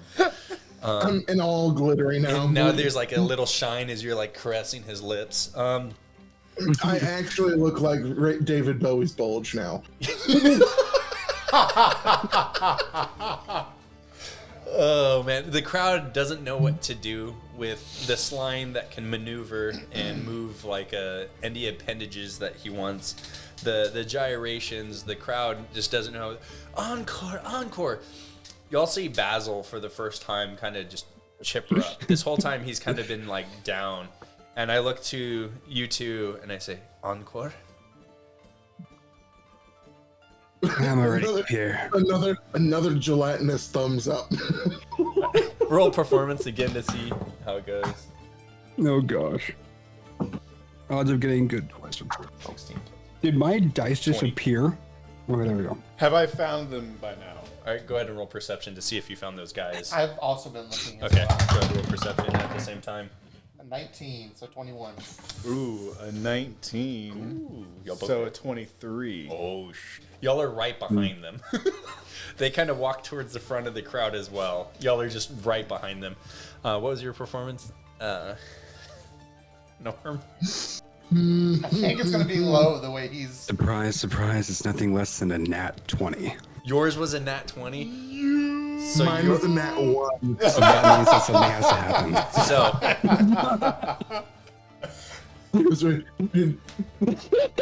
Okay, so what we're going to do is we're going to split it so y'all get a 10 together, and plus my 18 will bring the average up of the group. It's like a really good performance, but one of the backup dancers is trash. Yeah. We were talking about this during during the actual main session. Yeah. Do we want to do a it was not a fortune roll, a emphasis roll? Which We is could introduce that now. Yeah, go ahead. how was it again? So real quick, Yeah, as the new guy, what is an emphasis roll? This is something So different. an emphasis roll was something that it was I had never known of. Matt Mercer and Brendan Lee Milligan were actually the ones that introduced this. I watched this on a video. Like, that's brilliant. Like, it's basically an all or nothing roll. It's you roll twice, and you take the number furthest from 10. Either it's like the first one if it's 15, and the next one is 8. It was a success. If the lower number is further from 10, it's like a disastrous failure. It takes away advantage and disadvantage and gives you, it is absolutely a all or nothing. Yeah, we could do that in this moment, but with a nat 1 and a nat 20, the only way you're going to negate that is a nat 20 for you and a nat 1 for him. So Well, I think that's what he's saying. Instead of, like, now, The emphasis, like those cancel each other out. So now it would go to the emphasis roll as a complete success or complete failure. Okay, so would you want me to roll twice then on my part? Is that what you're asking, Zach? I guess that is the question. Is because we were the ones that rolled originally. Do you want to roll that for the outcome? See how, because it was both like the absolute best and the absolute worst that it possibly could have been. Okay, tiebreaker. So Okay, so so 2d20s. So DM gets to be the tiebreaker. Yeah. 5 and a 10. So, us as a performance, Sounds like an absolute failure to me. Wait, is a 10 a failure? Yeah, because it's It's the furthest number from 10. The furthest from 10. so, we go up there to perform once more. And as we go up, I start singing, speaking another poem with the music, trying to draw the crowd back in. But as earlier you saw that smile in Basil's face kind of disappear. He looks like he lost all confidence in this moment. So the rhythmic playing that he had earlier does not match the story that is being told. He starts playing an uplifting song, and the story that he starts to talk about is about gloom and despair and losing all that you love. And so y'all are both picking up on both those notes. Oh no. So I'm picking up the harmony, and he's trying to pick up the story. Yeah, so you're picking up the harmony, and you look so joyous in your movement. And Solin, you start like grasping for air and like doing the most dramatic striptease ever. Yeah, dramatic interpretive dance striptease. Sad striptease. Yeah, and it just looks awful. Interpretive strip. Yeah, interpretive strip. Nobody knows what's going on, and the crowd of women it dies down. There's the looks of pure enjoyment that were there seconds ago are completely gone of looks of disgust and horror. As Basil sees this, he freezes on stage and stops playing and stops singing and doesn't know what to do. So I know while this is going on, Yeah. me and Gwen are standing right behind. Yes, there's three guys. So as that happens, you guys walk up behind the three guys, and their eyes are on us still. Like nobody can take their eyes away from this horrible, traumatic, horrible attempt of a performance, and they're just in pure bewilderment. What do you two do? I would like to whisper to Gwen and be like, well, you've been wanting to spy on them. I think now might be the time to maybe try and put some distance between us and them and shadow them. I think that's a great idea, friend. Both of y'all roll stealth, and I will roll with disadvantage on their I perception. would like to play D&D, sir. Okay. So as part of my background, I have a background feature called On the Hunt.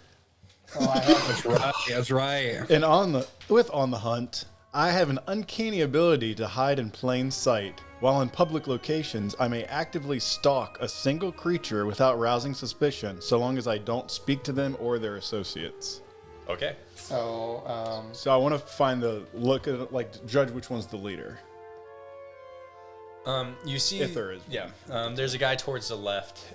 He's a bigger, looks like a half orc, and he's kind of just like,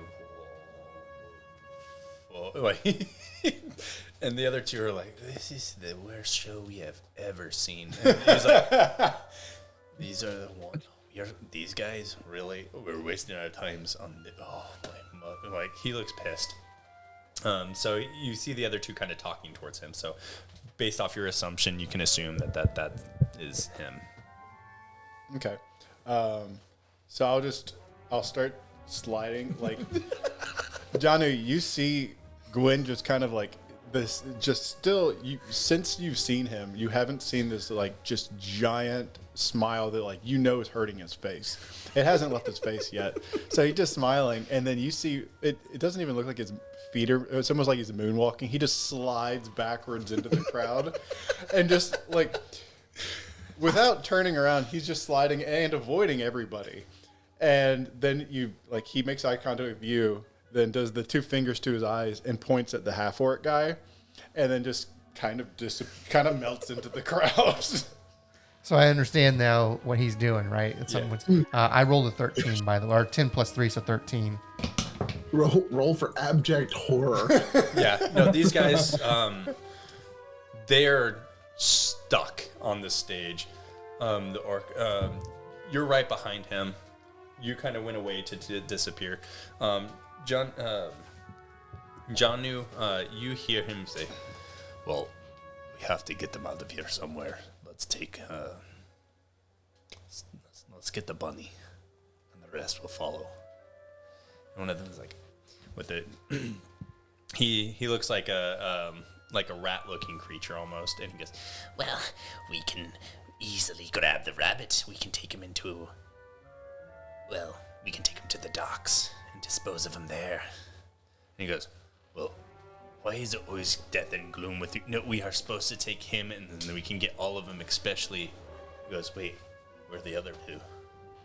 And he kind of starts looking around, and you guys, what do you do as he starts, going to look? I guess try and keep it behind him, but kind of blend in with the crowd. Okay. I guess part of my outfit, I do have a tunic on, so with the hood I can throw on. Okay, yeah, so with your stealth roll, you're already in the back.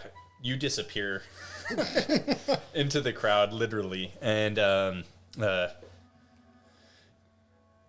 y'all just, everybody else that's there, you just see Basil just completely frozen on stage, and everybody starts booing and throwing just their food at Basil, and he just jump, y'all see him jump 15 feet just to jump away, and you see those 3 guys start following Basil. Basil just starts running. What do Solin and Norm, what do y'all do? I go to chase after him, but I pick the loot up on my way. And as we're chasing after him, I think we're still in the middle of trying to be a distraction. I start trying to play it. Play the loot. just oozes over the handle. I saw how he was playing it. Don't necessarily know how, but once again, it's it's just frequencies. I bet I can do that. Go ahead and roll performance to see if it's actually Just bubbles. Yeah, or it's actually really well. That's a 13 total. So 13 total. There's rhythm. You felt the rhythm with your body, and you're putting that into your fingers, almost the same rhythm. And Basil looks back at you playing almost the same song he was playing, and just loses his mind and just starts running faster, trying to get away from the situation. Just accidentally playing a chase scene. Yeah. Yeah. Solin, what do you do?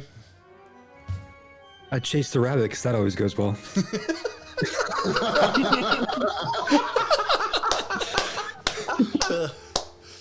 So as he starts running, you 2 go ahead and roll perception with disadvantage as you're chasing Basil, not really looking around. Or do you describe how y'all are running and chasing him? I guess that would make it if it's disadvantage or not. If he's jumping 15 feet in the air, I'm flying. Okay, so you're flying above. Okay, so no, without disadvantage for you. What are you doing, Norm? I'm not gonna try to jump after him. I am just gonna try to my normal mode of just oozing quickly. Yeah. I am at shin height to everybody and trying desperately not to whack people in the shins with loot. All right. So you don't see that there's 3 guys following you and Basil. Basil seems to run down the main entrance of the garden market, and he ends up kind of running almost towards the water by chance, because the exit kind of leads that way.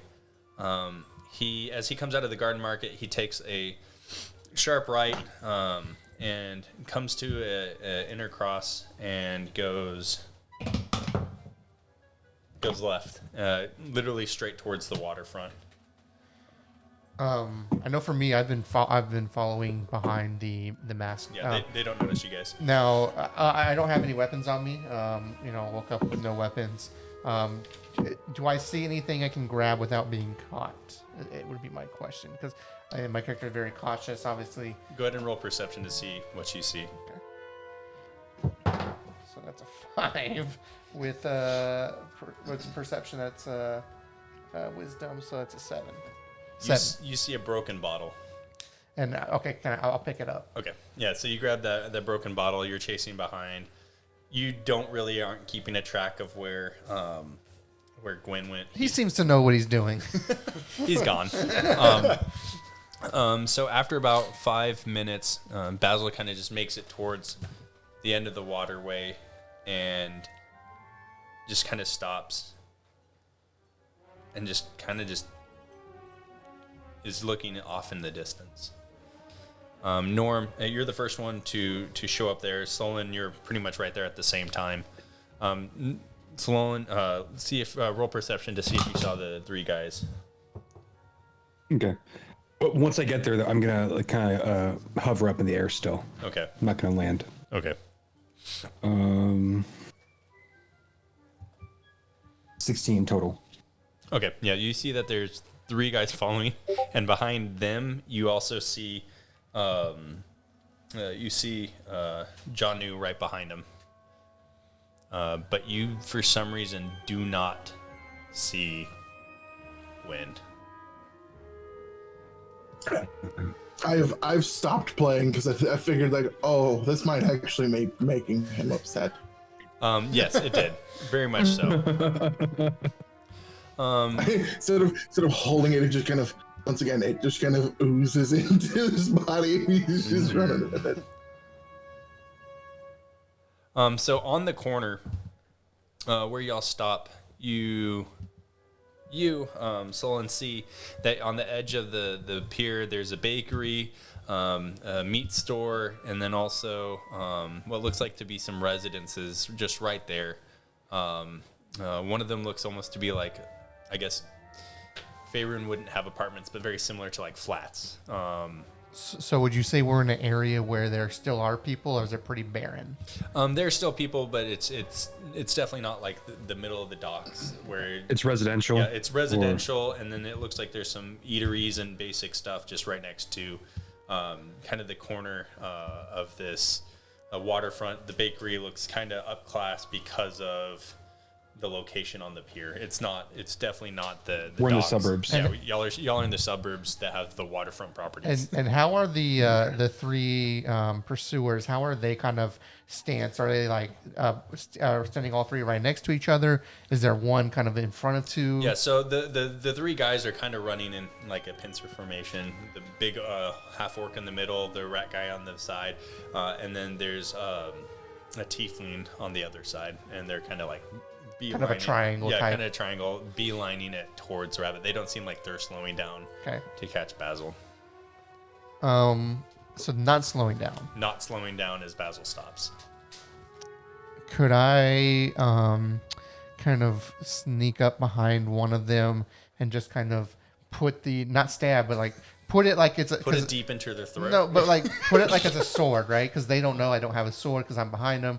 Like try kind of like, hey, not so fast type of thing. Which one do you do that to?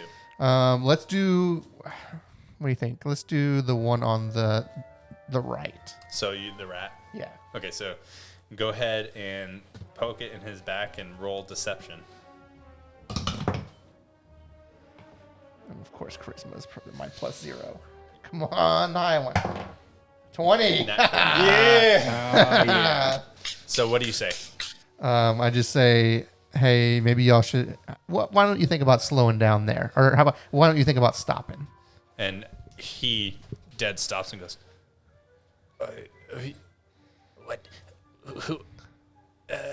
he kind of just puts his hands up, dead stops, while the other 2 don't even stop for him. They don't even see it happen. Okay.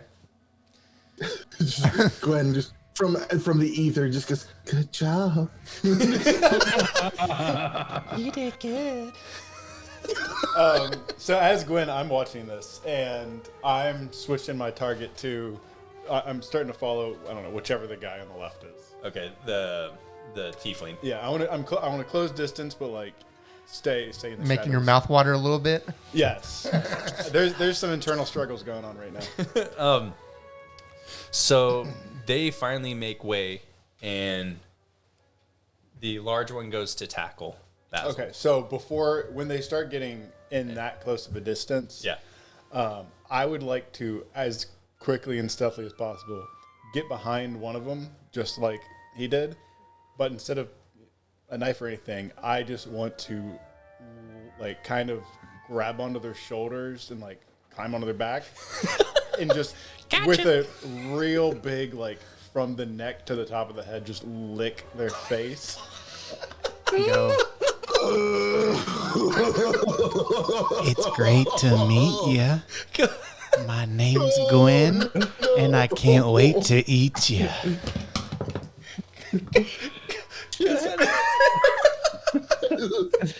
How about he knew himself? How about Shits his whole ass. He rolled a 5 for Constitution. He shits himself. Just dead stop as well. So you have a guy tonight.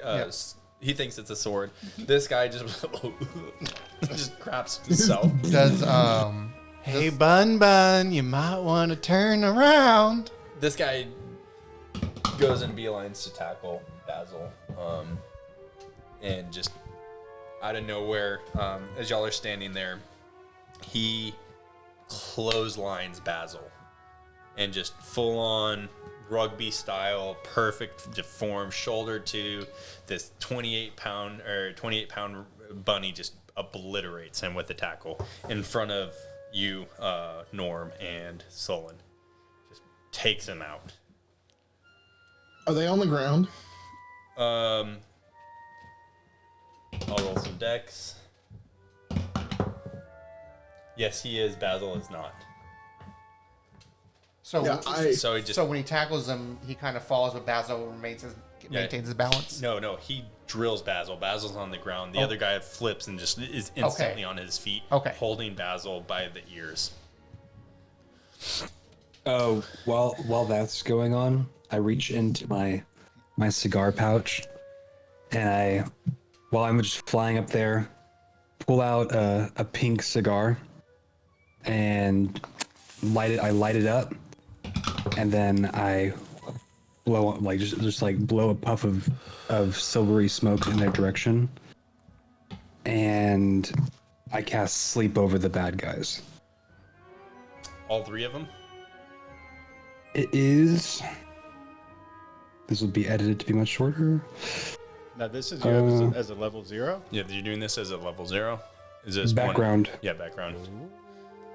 2 cantrips and 1 first level spell once a day. Okay, so I I guess you would have to roll to see based on their... Yeah, so it's hit yeah. points. I'm trying to see it's within a 20-foot radius. So are they all within a 20-foot radius? No, I would say the big one is just right there with Basil. The other ones are the rat is probably about 30 to 40 feet away at That'll be within range. 30 feet. It's 20-foot radius, not diameter. Well, if he's 35 feet away from him, even if it's radius, it would. Well, you're also getting all of us that are in that radius. Yeah. No, it's enemies. Yeah, It is creatures, sir. It is creatures. yeah. So it would, Okay, well I will target Basil and the person then. okay. The person that's holding him. You seem to have the other one nice and covered. Well, he covered himself. Literally, yeah. So All right, so go ahead and roll to see how much. I don't know about you, Basil. I only have 2 hit points right now. You don't get your hit die yet. Oh, that's true. None of us do. You just get your modifier Okay. with probably a minimum of 1. Basil is probably down then. That's right. Basil's down. At this point, he doesn't have any constitution. That's his worst. I have +1 and gone. Yeah, so everybody has 1 to 3 hit points. 1 to 3. I guess you could do 1 to 4. Yeah. 1 to 5 even, depending. It's a 32 hit points. Yeah, Basil's out. He was kind of already out, but he's out. The other guy, you said 30 total? Yeah, 30 left. Yeah, he's out. He drops to the ground as well. He's like, I got the rabbit. He just drops to the ground. And then I start flying down. I guess combat is over. Could I then, One was lick-a-tongued. Yeah, that guy. Because my guy, he could do. Can I try to like knock him out? Just to see if just fist knock him out. I do have a. I don't know. Again, new guy here. I do have a sneak attack. Well, once per turn, you can deal an extra 1d6 damage to one creature you hit with an attack with a finesse or ranged weapon if you have an advantage. I think that's a class feature. Yeah, that's. Oh yeah. You're a rogue? Did you put a Solin or rogue on accident? Oh yeah. Never mind. That's my second one that you told me. So never mind. Forget I did that. Yeah. Okay. But yeah, I would like to knock him out just because. Go ahead and make an unarmed attack. Okay. A D20 to see if you hit him. You have advantage. 19 Yeah, well, plus 2, yeah. Yeah. Okay. Go ahead and roll a 1d4. 1d4, which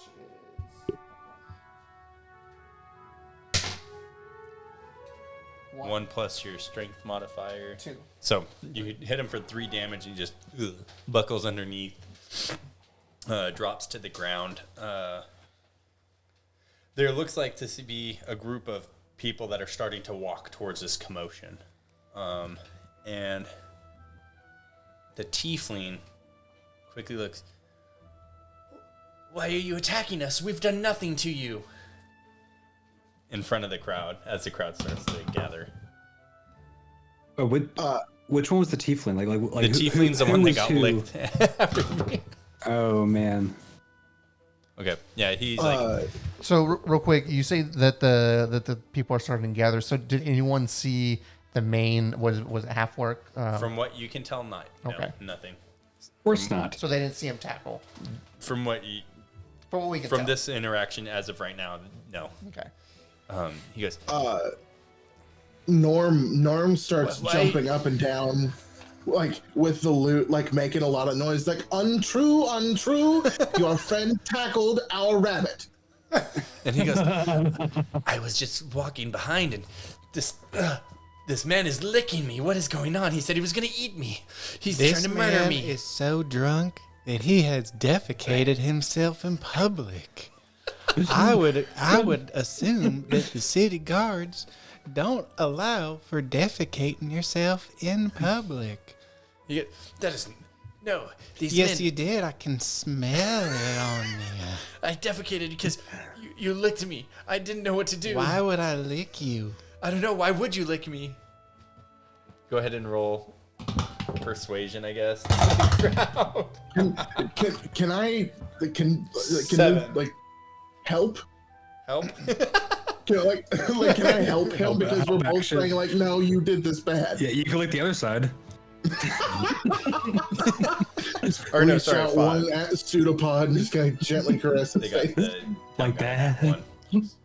All right, so the city, the people there, they're like, "What's going on? Who's?" They look super confused at this point. With both everybody's like licking, crapping. They just don't know what to make of this whole situation. Real quick, I see that that's kind of going on, so I just kind of drop the broken glass, just so there's no. Roll sleight of hand to see if you can just. What is sleight of hand? Dex. It'd just be Dex, whatever that is, plus your Dex modifier.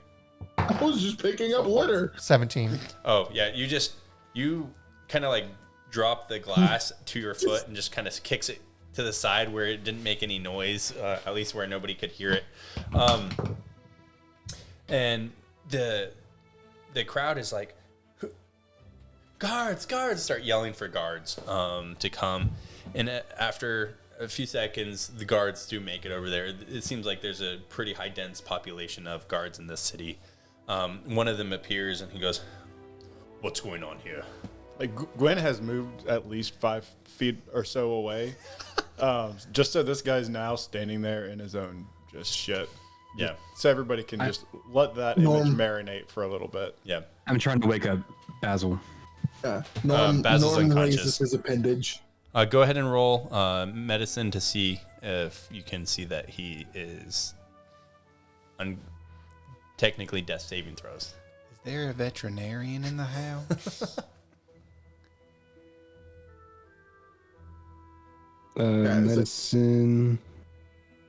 It's a 18 total. Yeah, you realize Basil from that hit is dying at this moment. Ah, crud. Anyone know medicine here? Anyone? The guard says, "What's happening? What's happened here?" This man knocked out my rabbit. They've been following us since the mayor. Is it the mayor? Is that the house? The mayor's house is where we first The came assistant mayor's house. in. Yeah. The city hall. They've been following us since the city hall, and the guy just tackled them. We weren't doing nothing to him. So are you a group of?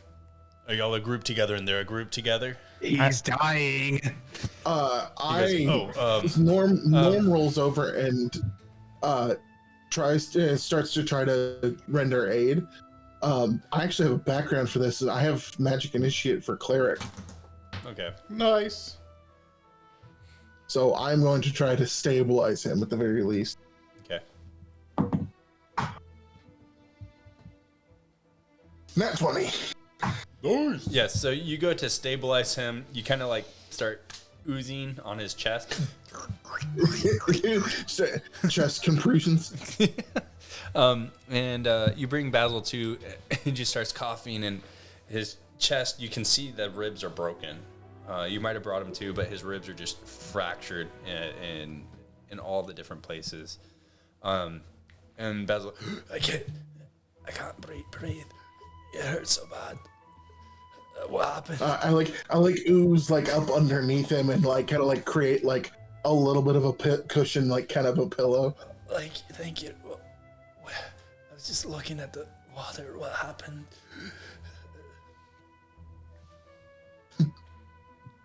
The large, ugly man laying down next to you tackled you for reasons we are unaware of. The city guard walks over and goes, "So this man attacked this, or wrong word. This man attacked the rabbit unprovoked."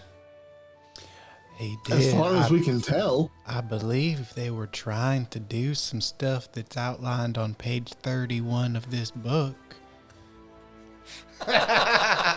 This one over here said something about lubricating himself, and then he pooped in his pants. Go ahead and roll deception.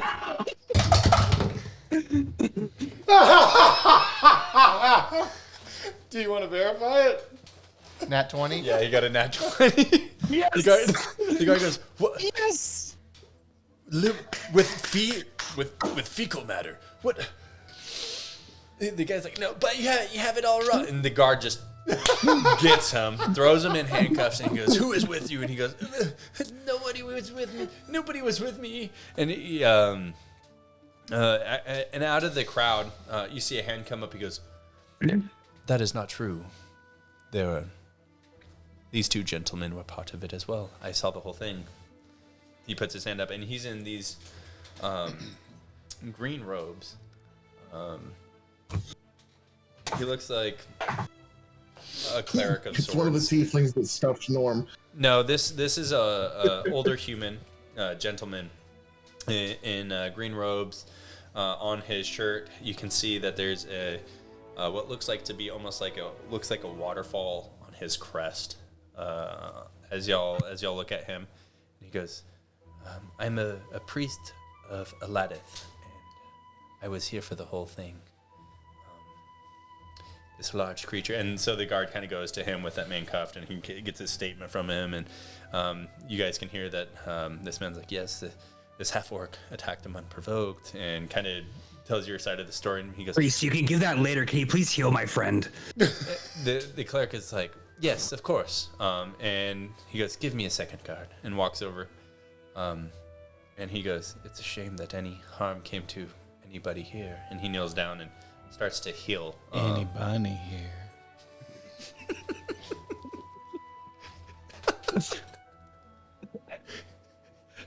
And he kneels down and mends his wounds. You'll see kind of his compressed chest, his bone structures kind of come back to normal, and he starts breathing, and he's healed all the way. Well, real quick, while this is going on, hey, he's coming through for us. He's, obviously he seems to be on our side. Can I kind of roll for perception to see if he seems to be on the up and up? Like, do I get the feeling? Yeah, go ahead and roll. Okay. If you can see. So that is a 6, and I think I have the +0 on charisma. Yeah, so 6, yeah. What you can tell from this is he is what he seems to be. He seems like to be a cleric, and you don't know who his god is, especially you don't. But he did say the name Eladith, or Eldath, Eldith, Eldath, Eldith. Yeah, Eldith. We'll go with that. So Eldith, he did say the name Eldith was the name of his god, his patron, or his god that he worships, and he came in hill, and he looks to the guard, and kind of goes back to the guard, finishes his statement, and those 3 men are arrested. And from there, the priest comes over to you guys and he goes, "Is anybody else harmed here? I can help." No, I'm doing just fine. I poked the orc in the head, like, I don't know what's wrong with him, but he seems to be out. He seems to be in a joyful slumber. I think the guards will be able to take him from here. The guards do take all 3 of these guys in. Guards, do you mind? Oh, I'm sorry. No, I didn't mean to. I was gonna say, is there any way that there's any possibility we could somehow interrogate them? I know, You can try to persuade the guard to see if you could ask him questions. Yeah. Golly gee, that's just what I was gonna say. Oh my gosh! That one. There's nothing you can do. It was a 1, guys. Go ahead and say your piece to the guard. No. And he walks off.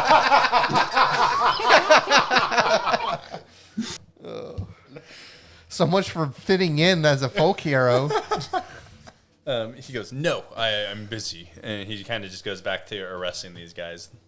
"Let me do my duties." Respect authority. Respect the authority. He said duties. So he goes to arrest the priest. He goes, "But is anybody else here harmed in any way or any manner?" No. This one right here doesn't know who he is. Yes, I don't recall anything about myself or where I'm from. I think my name is Jonu, but that's as far as it goes. I can maybe see what I can do. But before I do, he looks over to you. Hi, friend. And he goes, "Well, hello, friend." He kind of just walks over, kind of like right directly towards you. And he, for some reason, I know you. Well, I've been around a real long time. Well, I've seen you in one of my visions. I get that sometimes. It's usually harbingers of doom. No, I'm no harbinger of doom. I am but a humble cleric of Eladith. Eldith. Can't even say it right. Eldith. Well, I don't know her, but I would be happy to meet her. I think you do know her. Oh. And he kind of stops and just kind of like nods and then turns over back to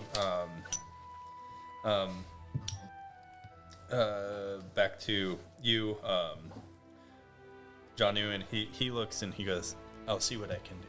And he tries to cast some magic. You don't know what magic is or anything at this point.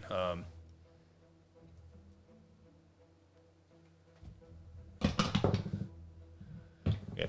So you start to remember things. You don't remember where you're from. You don't remember any of the things that happened in your past, but you start to understand what things are.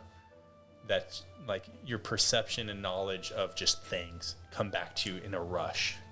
You know what life is. You know what everything is, but you just don't know who exactly you are. You know Jonu is your name. You know that for surety now. You have a sense of identity, but there's still just everything's gray.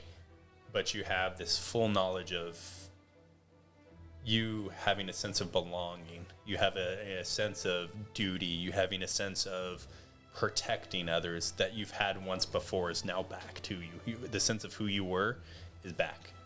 And You complete your first meditation. yeah, it all comes back to you. The priest comes back to you Gwen, and says, I think we need to have a conversation. I think you're right.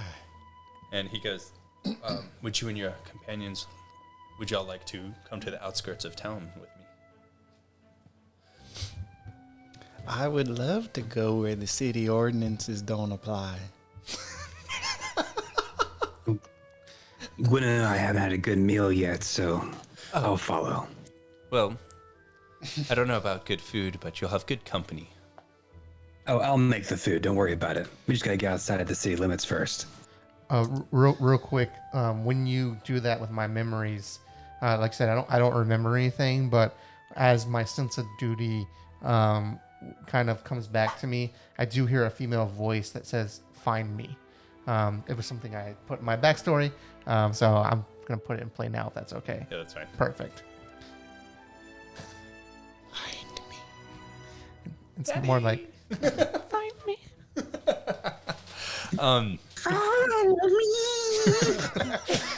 No, you're dead to me. You're dead to me.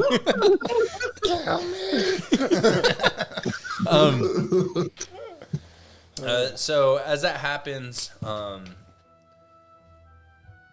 Ryan, as you use your magic, something inside of you happens. That magic, as you casted that magic spell, your cigar started to burn almost all the way through a lot quicker. You've never felt this kind of power. It starts to kind of imbued in itself. And it just sparked out of nowhere. Literally, it sparked out of nowhere. And you just felt something more inside yourself happen at that moment when you were protecting, trying to protect someone else, which you've never done before. Usually you're just in your own self-interest. So in this moment, you coming outside yourself, magic came to you. You felt a fire within you ignite even more so.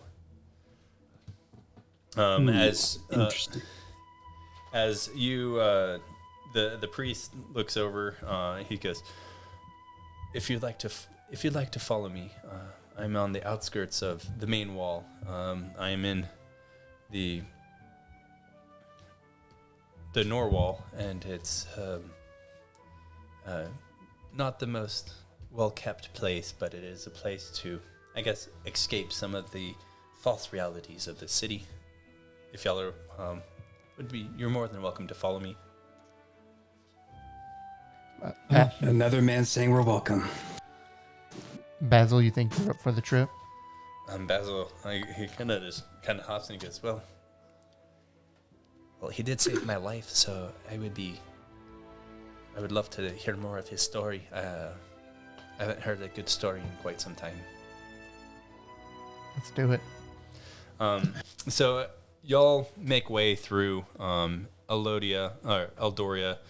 As y'all make way through, y'all go to one of the spires near the north wall, and there's a little entrance and exit, and y'all are able to go through with the guard. As y'all go through and meet or see the town itself. As y'all are sitting there, we'll go into the conversation in a second that you'll have with this guy, but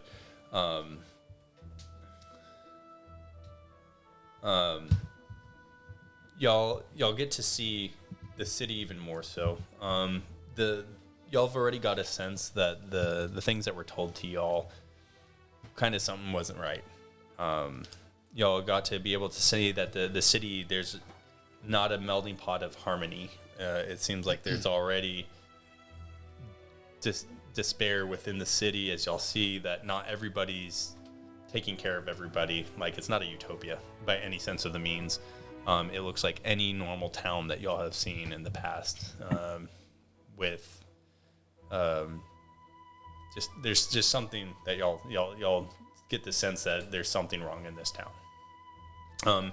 As y'all go through the Norwall, the guy says his name is Mephelis, and that he is a cleric of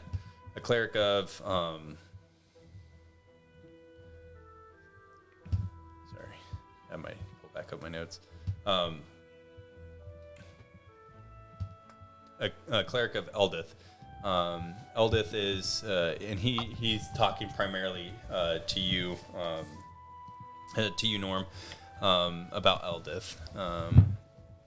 And he talks about how Eldith is one of the few gods that truly promotes peace.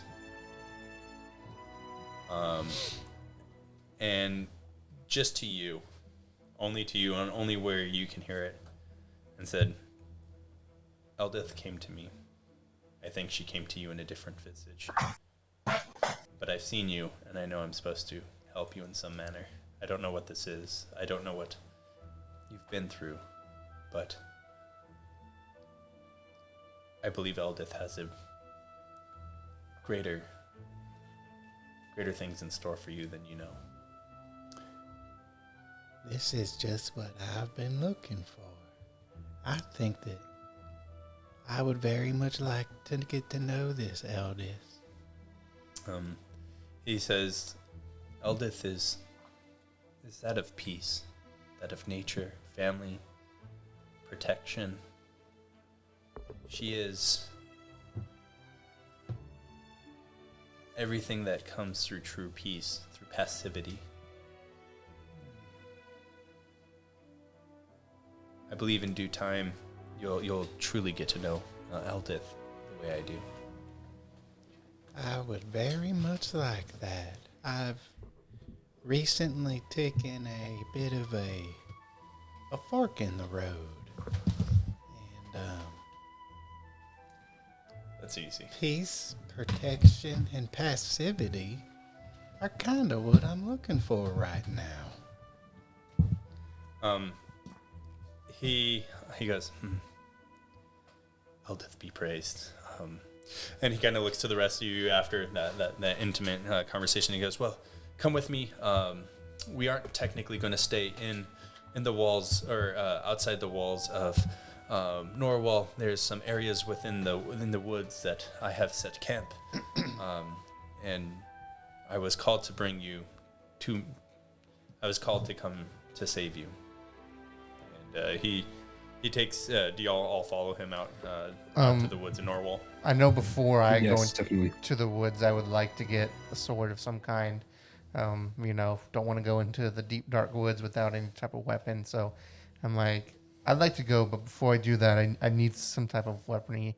Is there any swords you have I could... Of course not. I don't have any swords.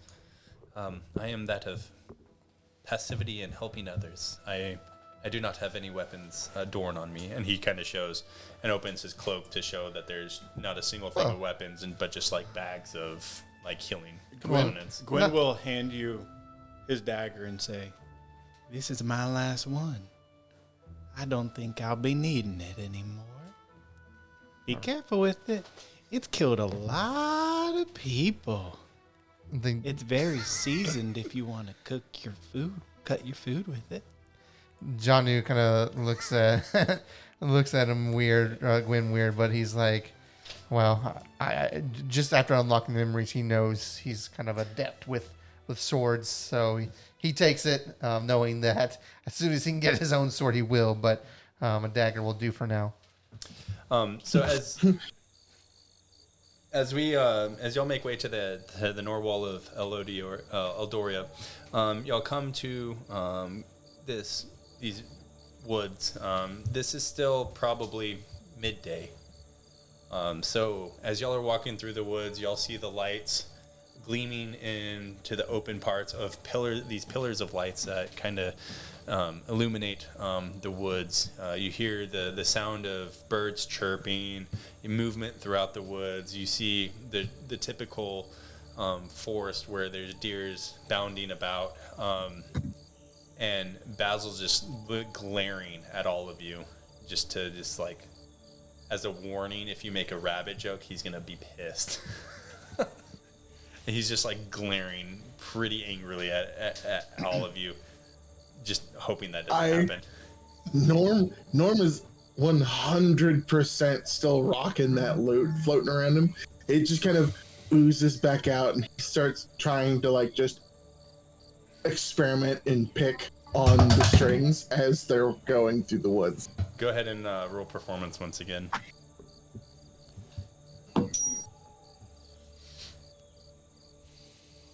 That is a 7.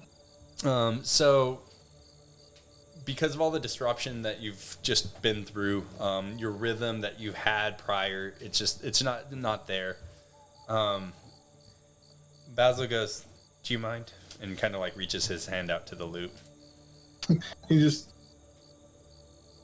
like a child who was like, "Hey, stop!" They're like, okay, just handed it back. Oh. Basil, he goes, "Oh, I wasn't trying to belittle you in any sense of the mean. I apologize.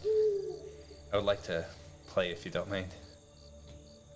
You should kind of like happy bounce. Oh, it's not any better than yours. And he kind of like he starts to strum and just kind of sighs and just throws it on his back. Just kind of looks disappointed in himself. Yeah, I think Norm, as they're going through, just hums the song he was playing earlier. I kind of tell Basil, been like, I don't know who could play really good after being knocked out and almost dying, so don't take it too hard, my man. It's sometimes you just have performance issues. Hey, Mr. Basil, it seems to me that you're focusing on the wrong thing. You're focusing on all the chords that you didn't get right, but you're not focusing on the chords that you strung perfectly. The crowd even called for an encore. That's something to be proud of. I'm proud of you, Basil. Are you proud of yourself? He goes, "Oh, I'm not that proud of myself, but I do appreciate the words of kindness that you have shared this way. It does mean a lot to me, and I do appreciate it greatly." You're very welcome. We're all friends now. We're working on it, you're right. Solin, as you kind of walk through the forest, you see all these trees, and then there's just a desire that's kind of burning up in you for some reason. A desire to do what, Chase? Well, the desire is to burn things. Fire! I shakily light my non-pink cigar and just like try to calm down. So as we make it finally to the woods, as you come to this small little wooded opening, there looks like there's just one tent. It looks like this man's out there by himself, and he says, "Pull a seat. I have enough food for everyone. You guys must be famished coming through the portal, if I'm not mistaken." Yeah, I'm pretty hungry. I had 2 large meats stuck inside of me earlier. Oh, well, are you full or are you good? I do not require sustenance, thank you. How about everybody else? Do you have anything that speaks common? No, I don't think I do. You have a cooking area that I can use. Oh, well, yes, I have some cooking utensils and they're Oh, at the thank campfire. goodness! Move aside. and I go over. I light the cooking fire, and I just get like a shiver of like glee. Just Now it tracks. Gwen's gonna and supply you with a couple of hands. yes. I pull out the hand that you already gave me, and then I will take those hands and I'll start. I just go. I pull out my cook's kit and I just go start chopping it up, dicing. I'm gonna get some minced hands here. I just have 5 days of rations, so technically it's just 5 days a backpack full of body parts. It's one hand, a finger for every day. No, Oh, Gwen has we're to having have we're having a feast here. We're having a feast here. Like Basil's crunch. seen this. He goes, well, I'll go pick some things in the woods that I would like to eat. I'm not partial to eating meat myself. I'll be back. And he kind of just hops off to go pick food. Jonu says, I'll have whatever Gwen's not having. Do you remember that you don't like to eat people? Yes, that's part of the memory unlocked. So I want to smell it to see if I can detect what kind of meat it is from my experience cooking various meats. Like, can I? it's the other white meat. It's pork. Oh, dang it! No, it's human flesh. It's whatever body parts he gave you, you cut up and. So it is human. Yes, Specifically. 100% it's human. The Aarakocra drumstick didn't fit in my bag. Oh yeah, tell him exactly what races that you that you handed him. Okay. Give me 2 seconds. Based off his last location, I would say part of it was ape. Ape humanoid. All right, so I had a little bit of Harrigan. No, I'm just kidding. There was some kobold. There's kobold, kinku, tabaxi. There's a good amount of tabaxi from where I was, and then some. I think it's simian.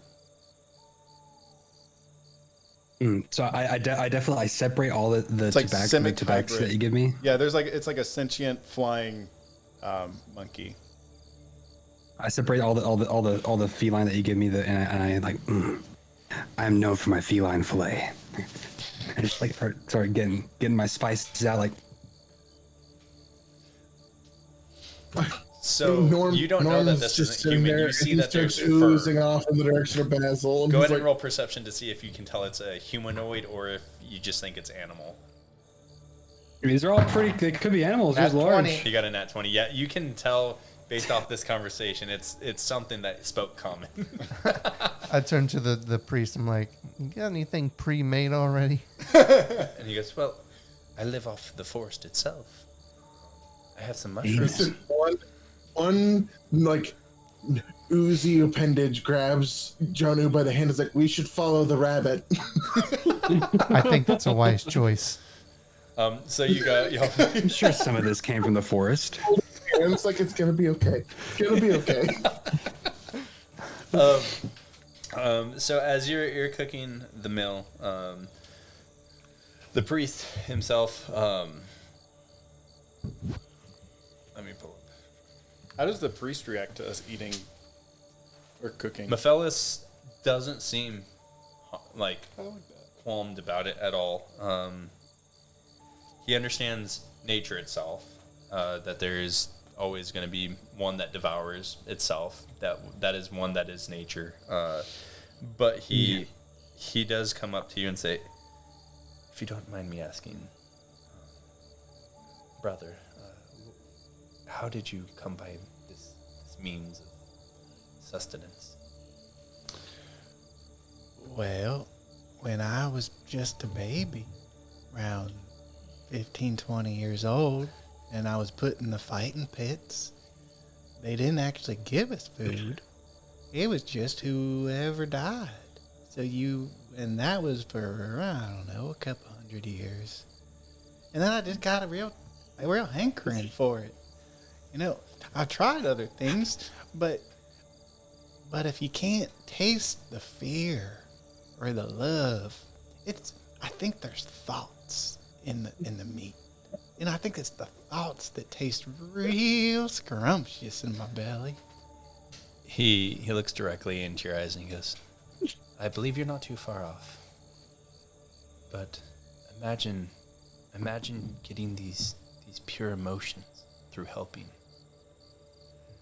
This pure fear that you want to experience in these people that you've taken their lives.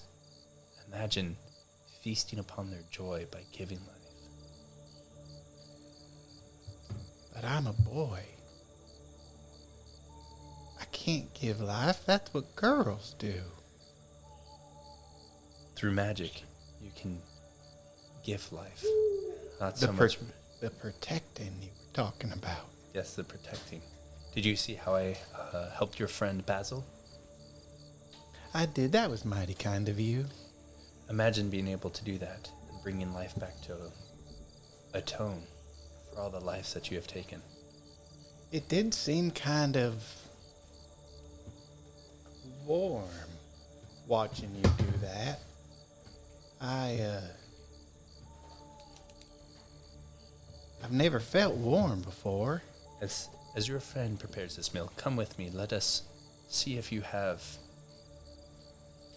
the ability to heal the same way you have the ability to harm. Oh, I don't know. I'm pretty good at that one. He says, let us see if this is something we can do. He takes you off kind of to the side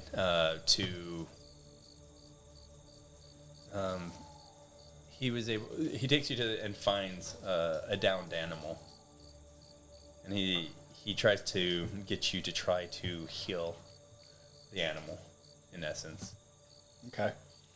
So Gwen will take up his usual stance near dying things. Lay flat down on the ground and then inch up until his forehead's touching it. So they're just looking eyes to eyes.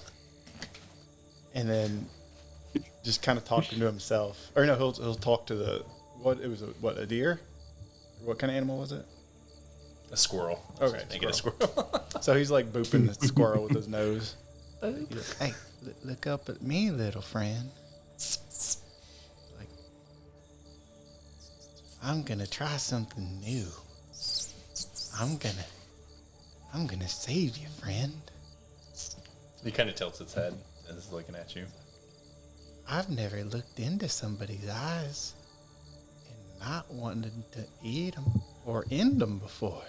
Normally, it's the spark going out that gets me going in the morning. But maybe let's try to stoke that spark a little bit. Let's try to give you a little bit of that warmth.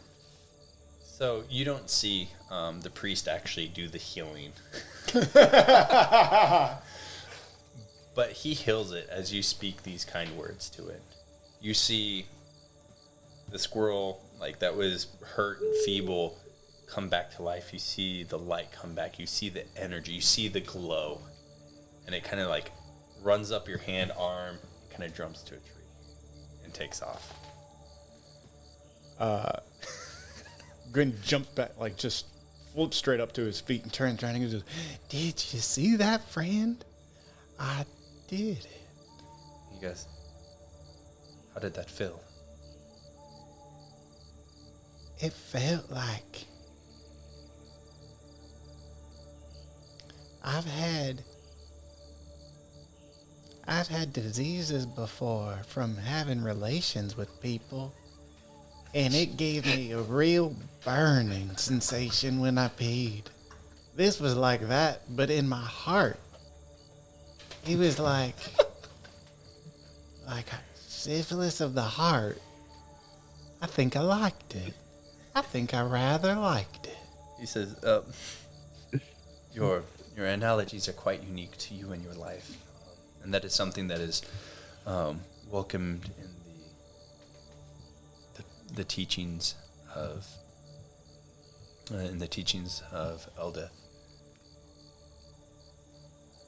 more you get to know her, the more you can truly find comfort and your own healing through atoning for those lives that you've taken.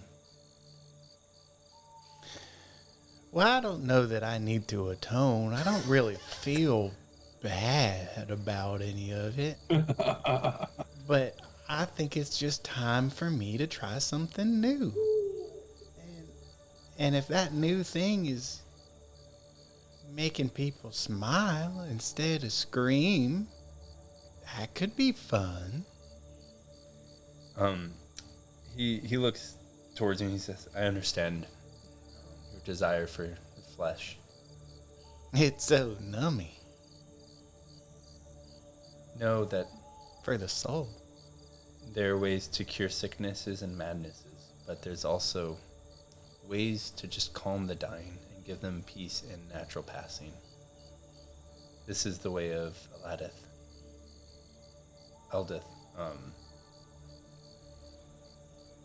That is a side of death that I would love to explore. And so he kind of says, takes you kind of back to camp, where. What do you go ahead and roll for your cooking, Ryan, to see how delicious it is? Wonderful. Hold on.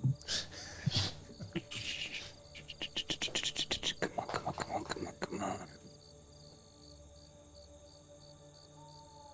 All right, don't expect a rush. This is a rush job, okay?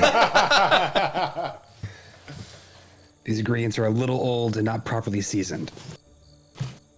Yeah, he keeps So all of his that- he keeps all of his goods salted and in like wrapped in like big like banana leaf type things. But yeah, they're pretty desiccated. That was a 12 total. So it's not the worst thing anybody's ever ate, but I mean, it tastes better than what most normal people cook. It's still delicious in its own right for what you were given. You made lemonade out of lemons. Or human flesh. Or human flesh. He yeah. made Soylent Green out of people. Yeah, that's fine. Make lemonade out of fingers. The talent. When life gives you lemons, eat your neighbor. So towards the end of the night, everybody comes back. After a few hours, it's starting to get evening time. Basil has quite a big abundance of different things: mushrooms, berries, roots, and spices and things of that nature. He avoided the camp until everything fleshy was eaten. Up until this moment, what did you two guys do? Jonu and Norm. Same thing, kind of foraging around, like seeing what was edible, because I have no clue. Yeah. I have the time that I spent with the people that I was with before. I understood like what things they could eat, and that I could eat a lot of those things. But this is a totally new world for Norm. So He's just kind of like poking things and trying to guess. yeah, Basil showed you different things that he could eat. He was wrong on a few of those things. A few of them are poisonous to most people. But Basil's not great with nature. You know what to roll survival? Based off what I Racist. rolled, Trusted the rabbit with foraging. you're just trusting me at this point. It looks just like berries that like Basil can eat fine, Yeah, but he doesn't know any better. So you and him need to make Constitution saving throws for the night. Who, me? No, I don't know. Did you eat the same thing Basil picked? No.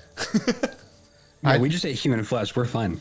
Yeah. So you and me, Norm, need to roll for Constitution. Okay, I rolled a 17 plus 0.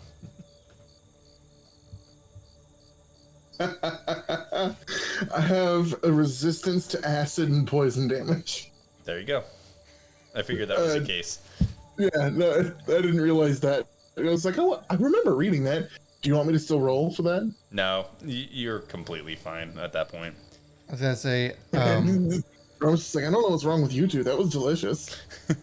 No, Basil was fine too. He didn't have any issues. would I be able to try to like sneak up on like a boar or a hog? Go ahead and roll stealth, and you'll have to fight it solo. There's a squirrel running around. Maybe, how about a rabbit? Let's do a rabbit instead. Okay, do a rabbit. I ain't trying to die on the first night. So you said roll for I stealth. would like to go with him to help him. Okay. Okay, so we're doing a hog then. Yeah, go ahead. You're gonna do a hog. Go ahead and roll stealth. 15 for stealth, Okay, so you'll have a surprise round on it. and then what else do I need to roll now? Dog might kill you, bro. That was 17 for stealth. Okay, so yeah, both of y'all get a surprise round. So y'all have 2 rounds on the hog before it attacks, or before we go into initiative. Perfect. So what do I need to roll now? Go ahead and roll in whatever you want to do. What do you want to do? Well, sneak up and I want to, try to kill it in one. Obviously try to kill it in one blow with my dagger. So go ahead with your dagger. Roll an attack. So that's this one, right? No, roll. Roll that one. Okay. Yep. 18. 18 goes through. Okay, and then this one. Yes, that plus your strength modifier. So 3 plus 2 is 5. Okay. Yeah. So you come up and you stab it, and it just like kind of starts hopping around. But it's still your turn. Norm. So part of my background. It's magic initiative. It's it's 2 cantrips and a first level spell. Yes. And for cleric, it's one of the pseudopods reaches out and touches it and casts inflict wounds. Okay. Oh.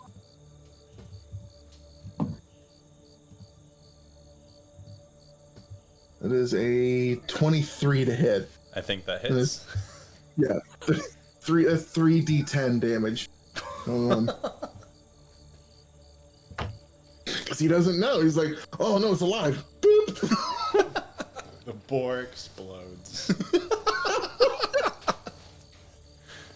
Like a beached whale. Just You mean like the one in Oregon? That's 15. 22 damage. Yeah, it blows up. Pieces of boar. He just goes. It falls apart and in the exact cuts of meat, just boop, like it tore open at the seams. So we collect the edible parts and leave everything else we don't need behind. I'll have what he's having. Oh, We go back to camp and cook it up. Okay. Do we need a roll for cooking it off? covered in blood. It's like Yeah, you were right in front of it, so there's blood just all over you. Just carrying back chunks of meat. So as everybody kind of comes down for the evening, I don't think you guys have ever gone hunting before. This is... so for you, Norm, as soon as you go to strike this boar, something in you got you just got excited, like with that strike. you just boom. Yeah, you just and you blew it up, and you've never had that experience. Like you've hunted with the insect people in different worlds. You've hunted with but you've never, like when you went out on your own, you were able to take care of things, but you've never had like that pure joy of just striking and just obliterating something, and just something in your gelatinous, like you want more of that for some reason. Just vibrating the whole way back, like oh. By the way, when he does that and explodes the boar, I just kind of look at him and go, nice. Like, oh, really glad you didn't punch that orc, dude. So as we make way, everybody kind of comes to the evening where they're sitting around kind of the campfire. Some people have finished eating. Mephiles is kind of sitting, and he goes, "I know each of you are new to this world, but what questions do you have? As it seems, y'all y'all don't know everything, obviously, but I mean, it'd be nice to know what we're doing here. Or, well, why those people were gonna come and get us. well, the true reason I not only came to meet you in Eldoria, but I've been hearing rumors of new travelers through the portals being mugged and attacked. It seems as though the teachings of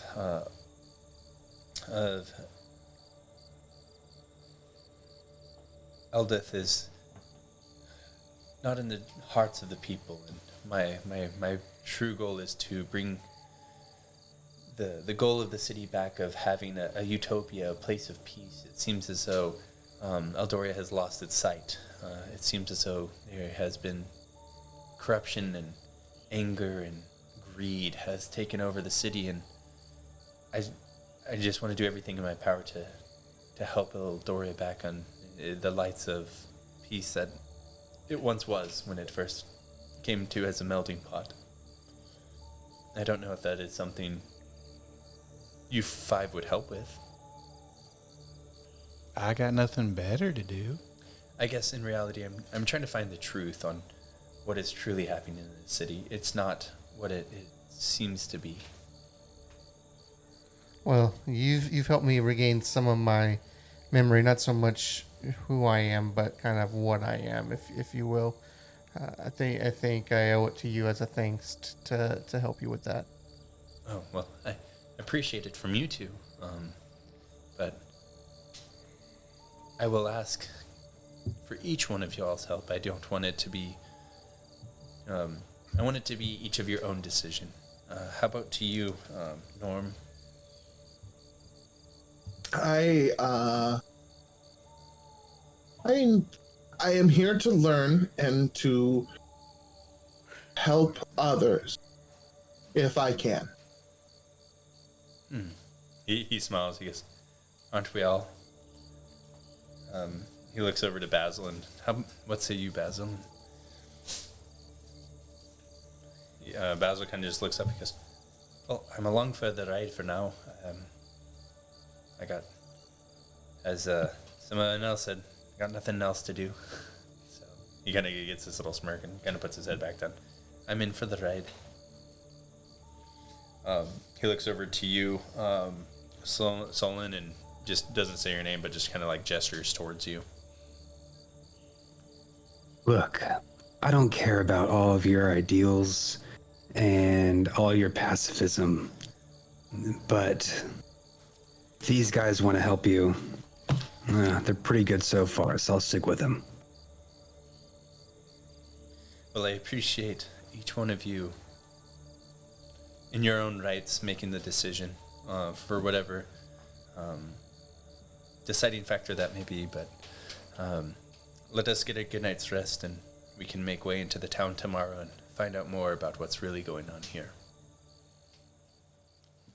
And that's where we end.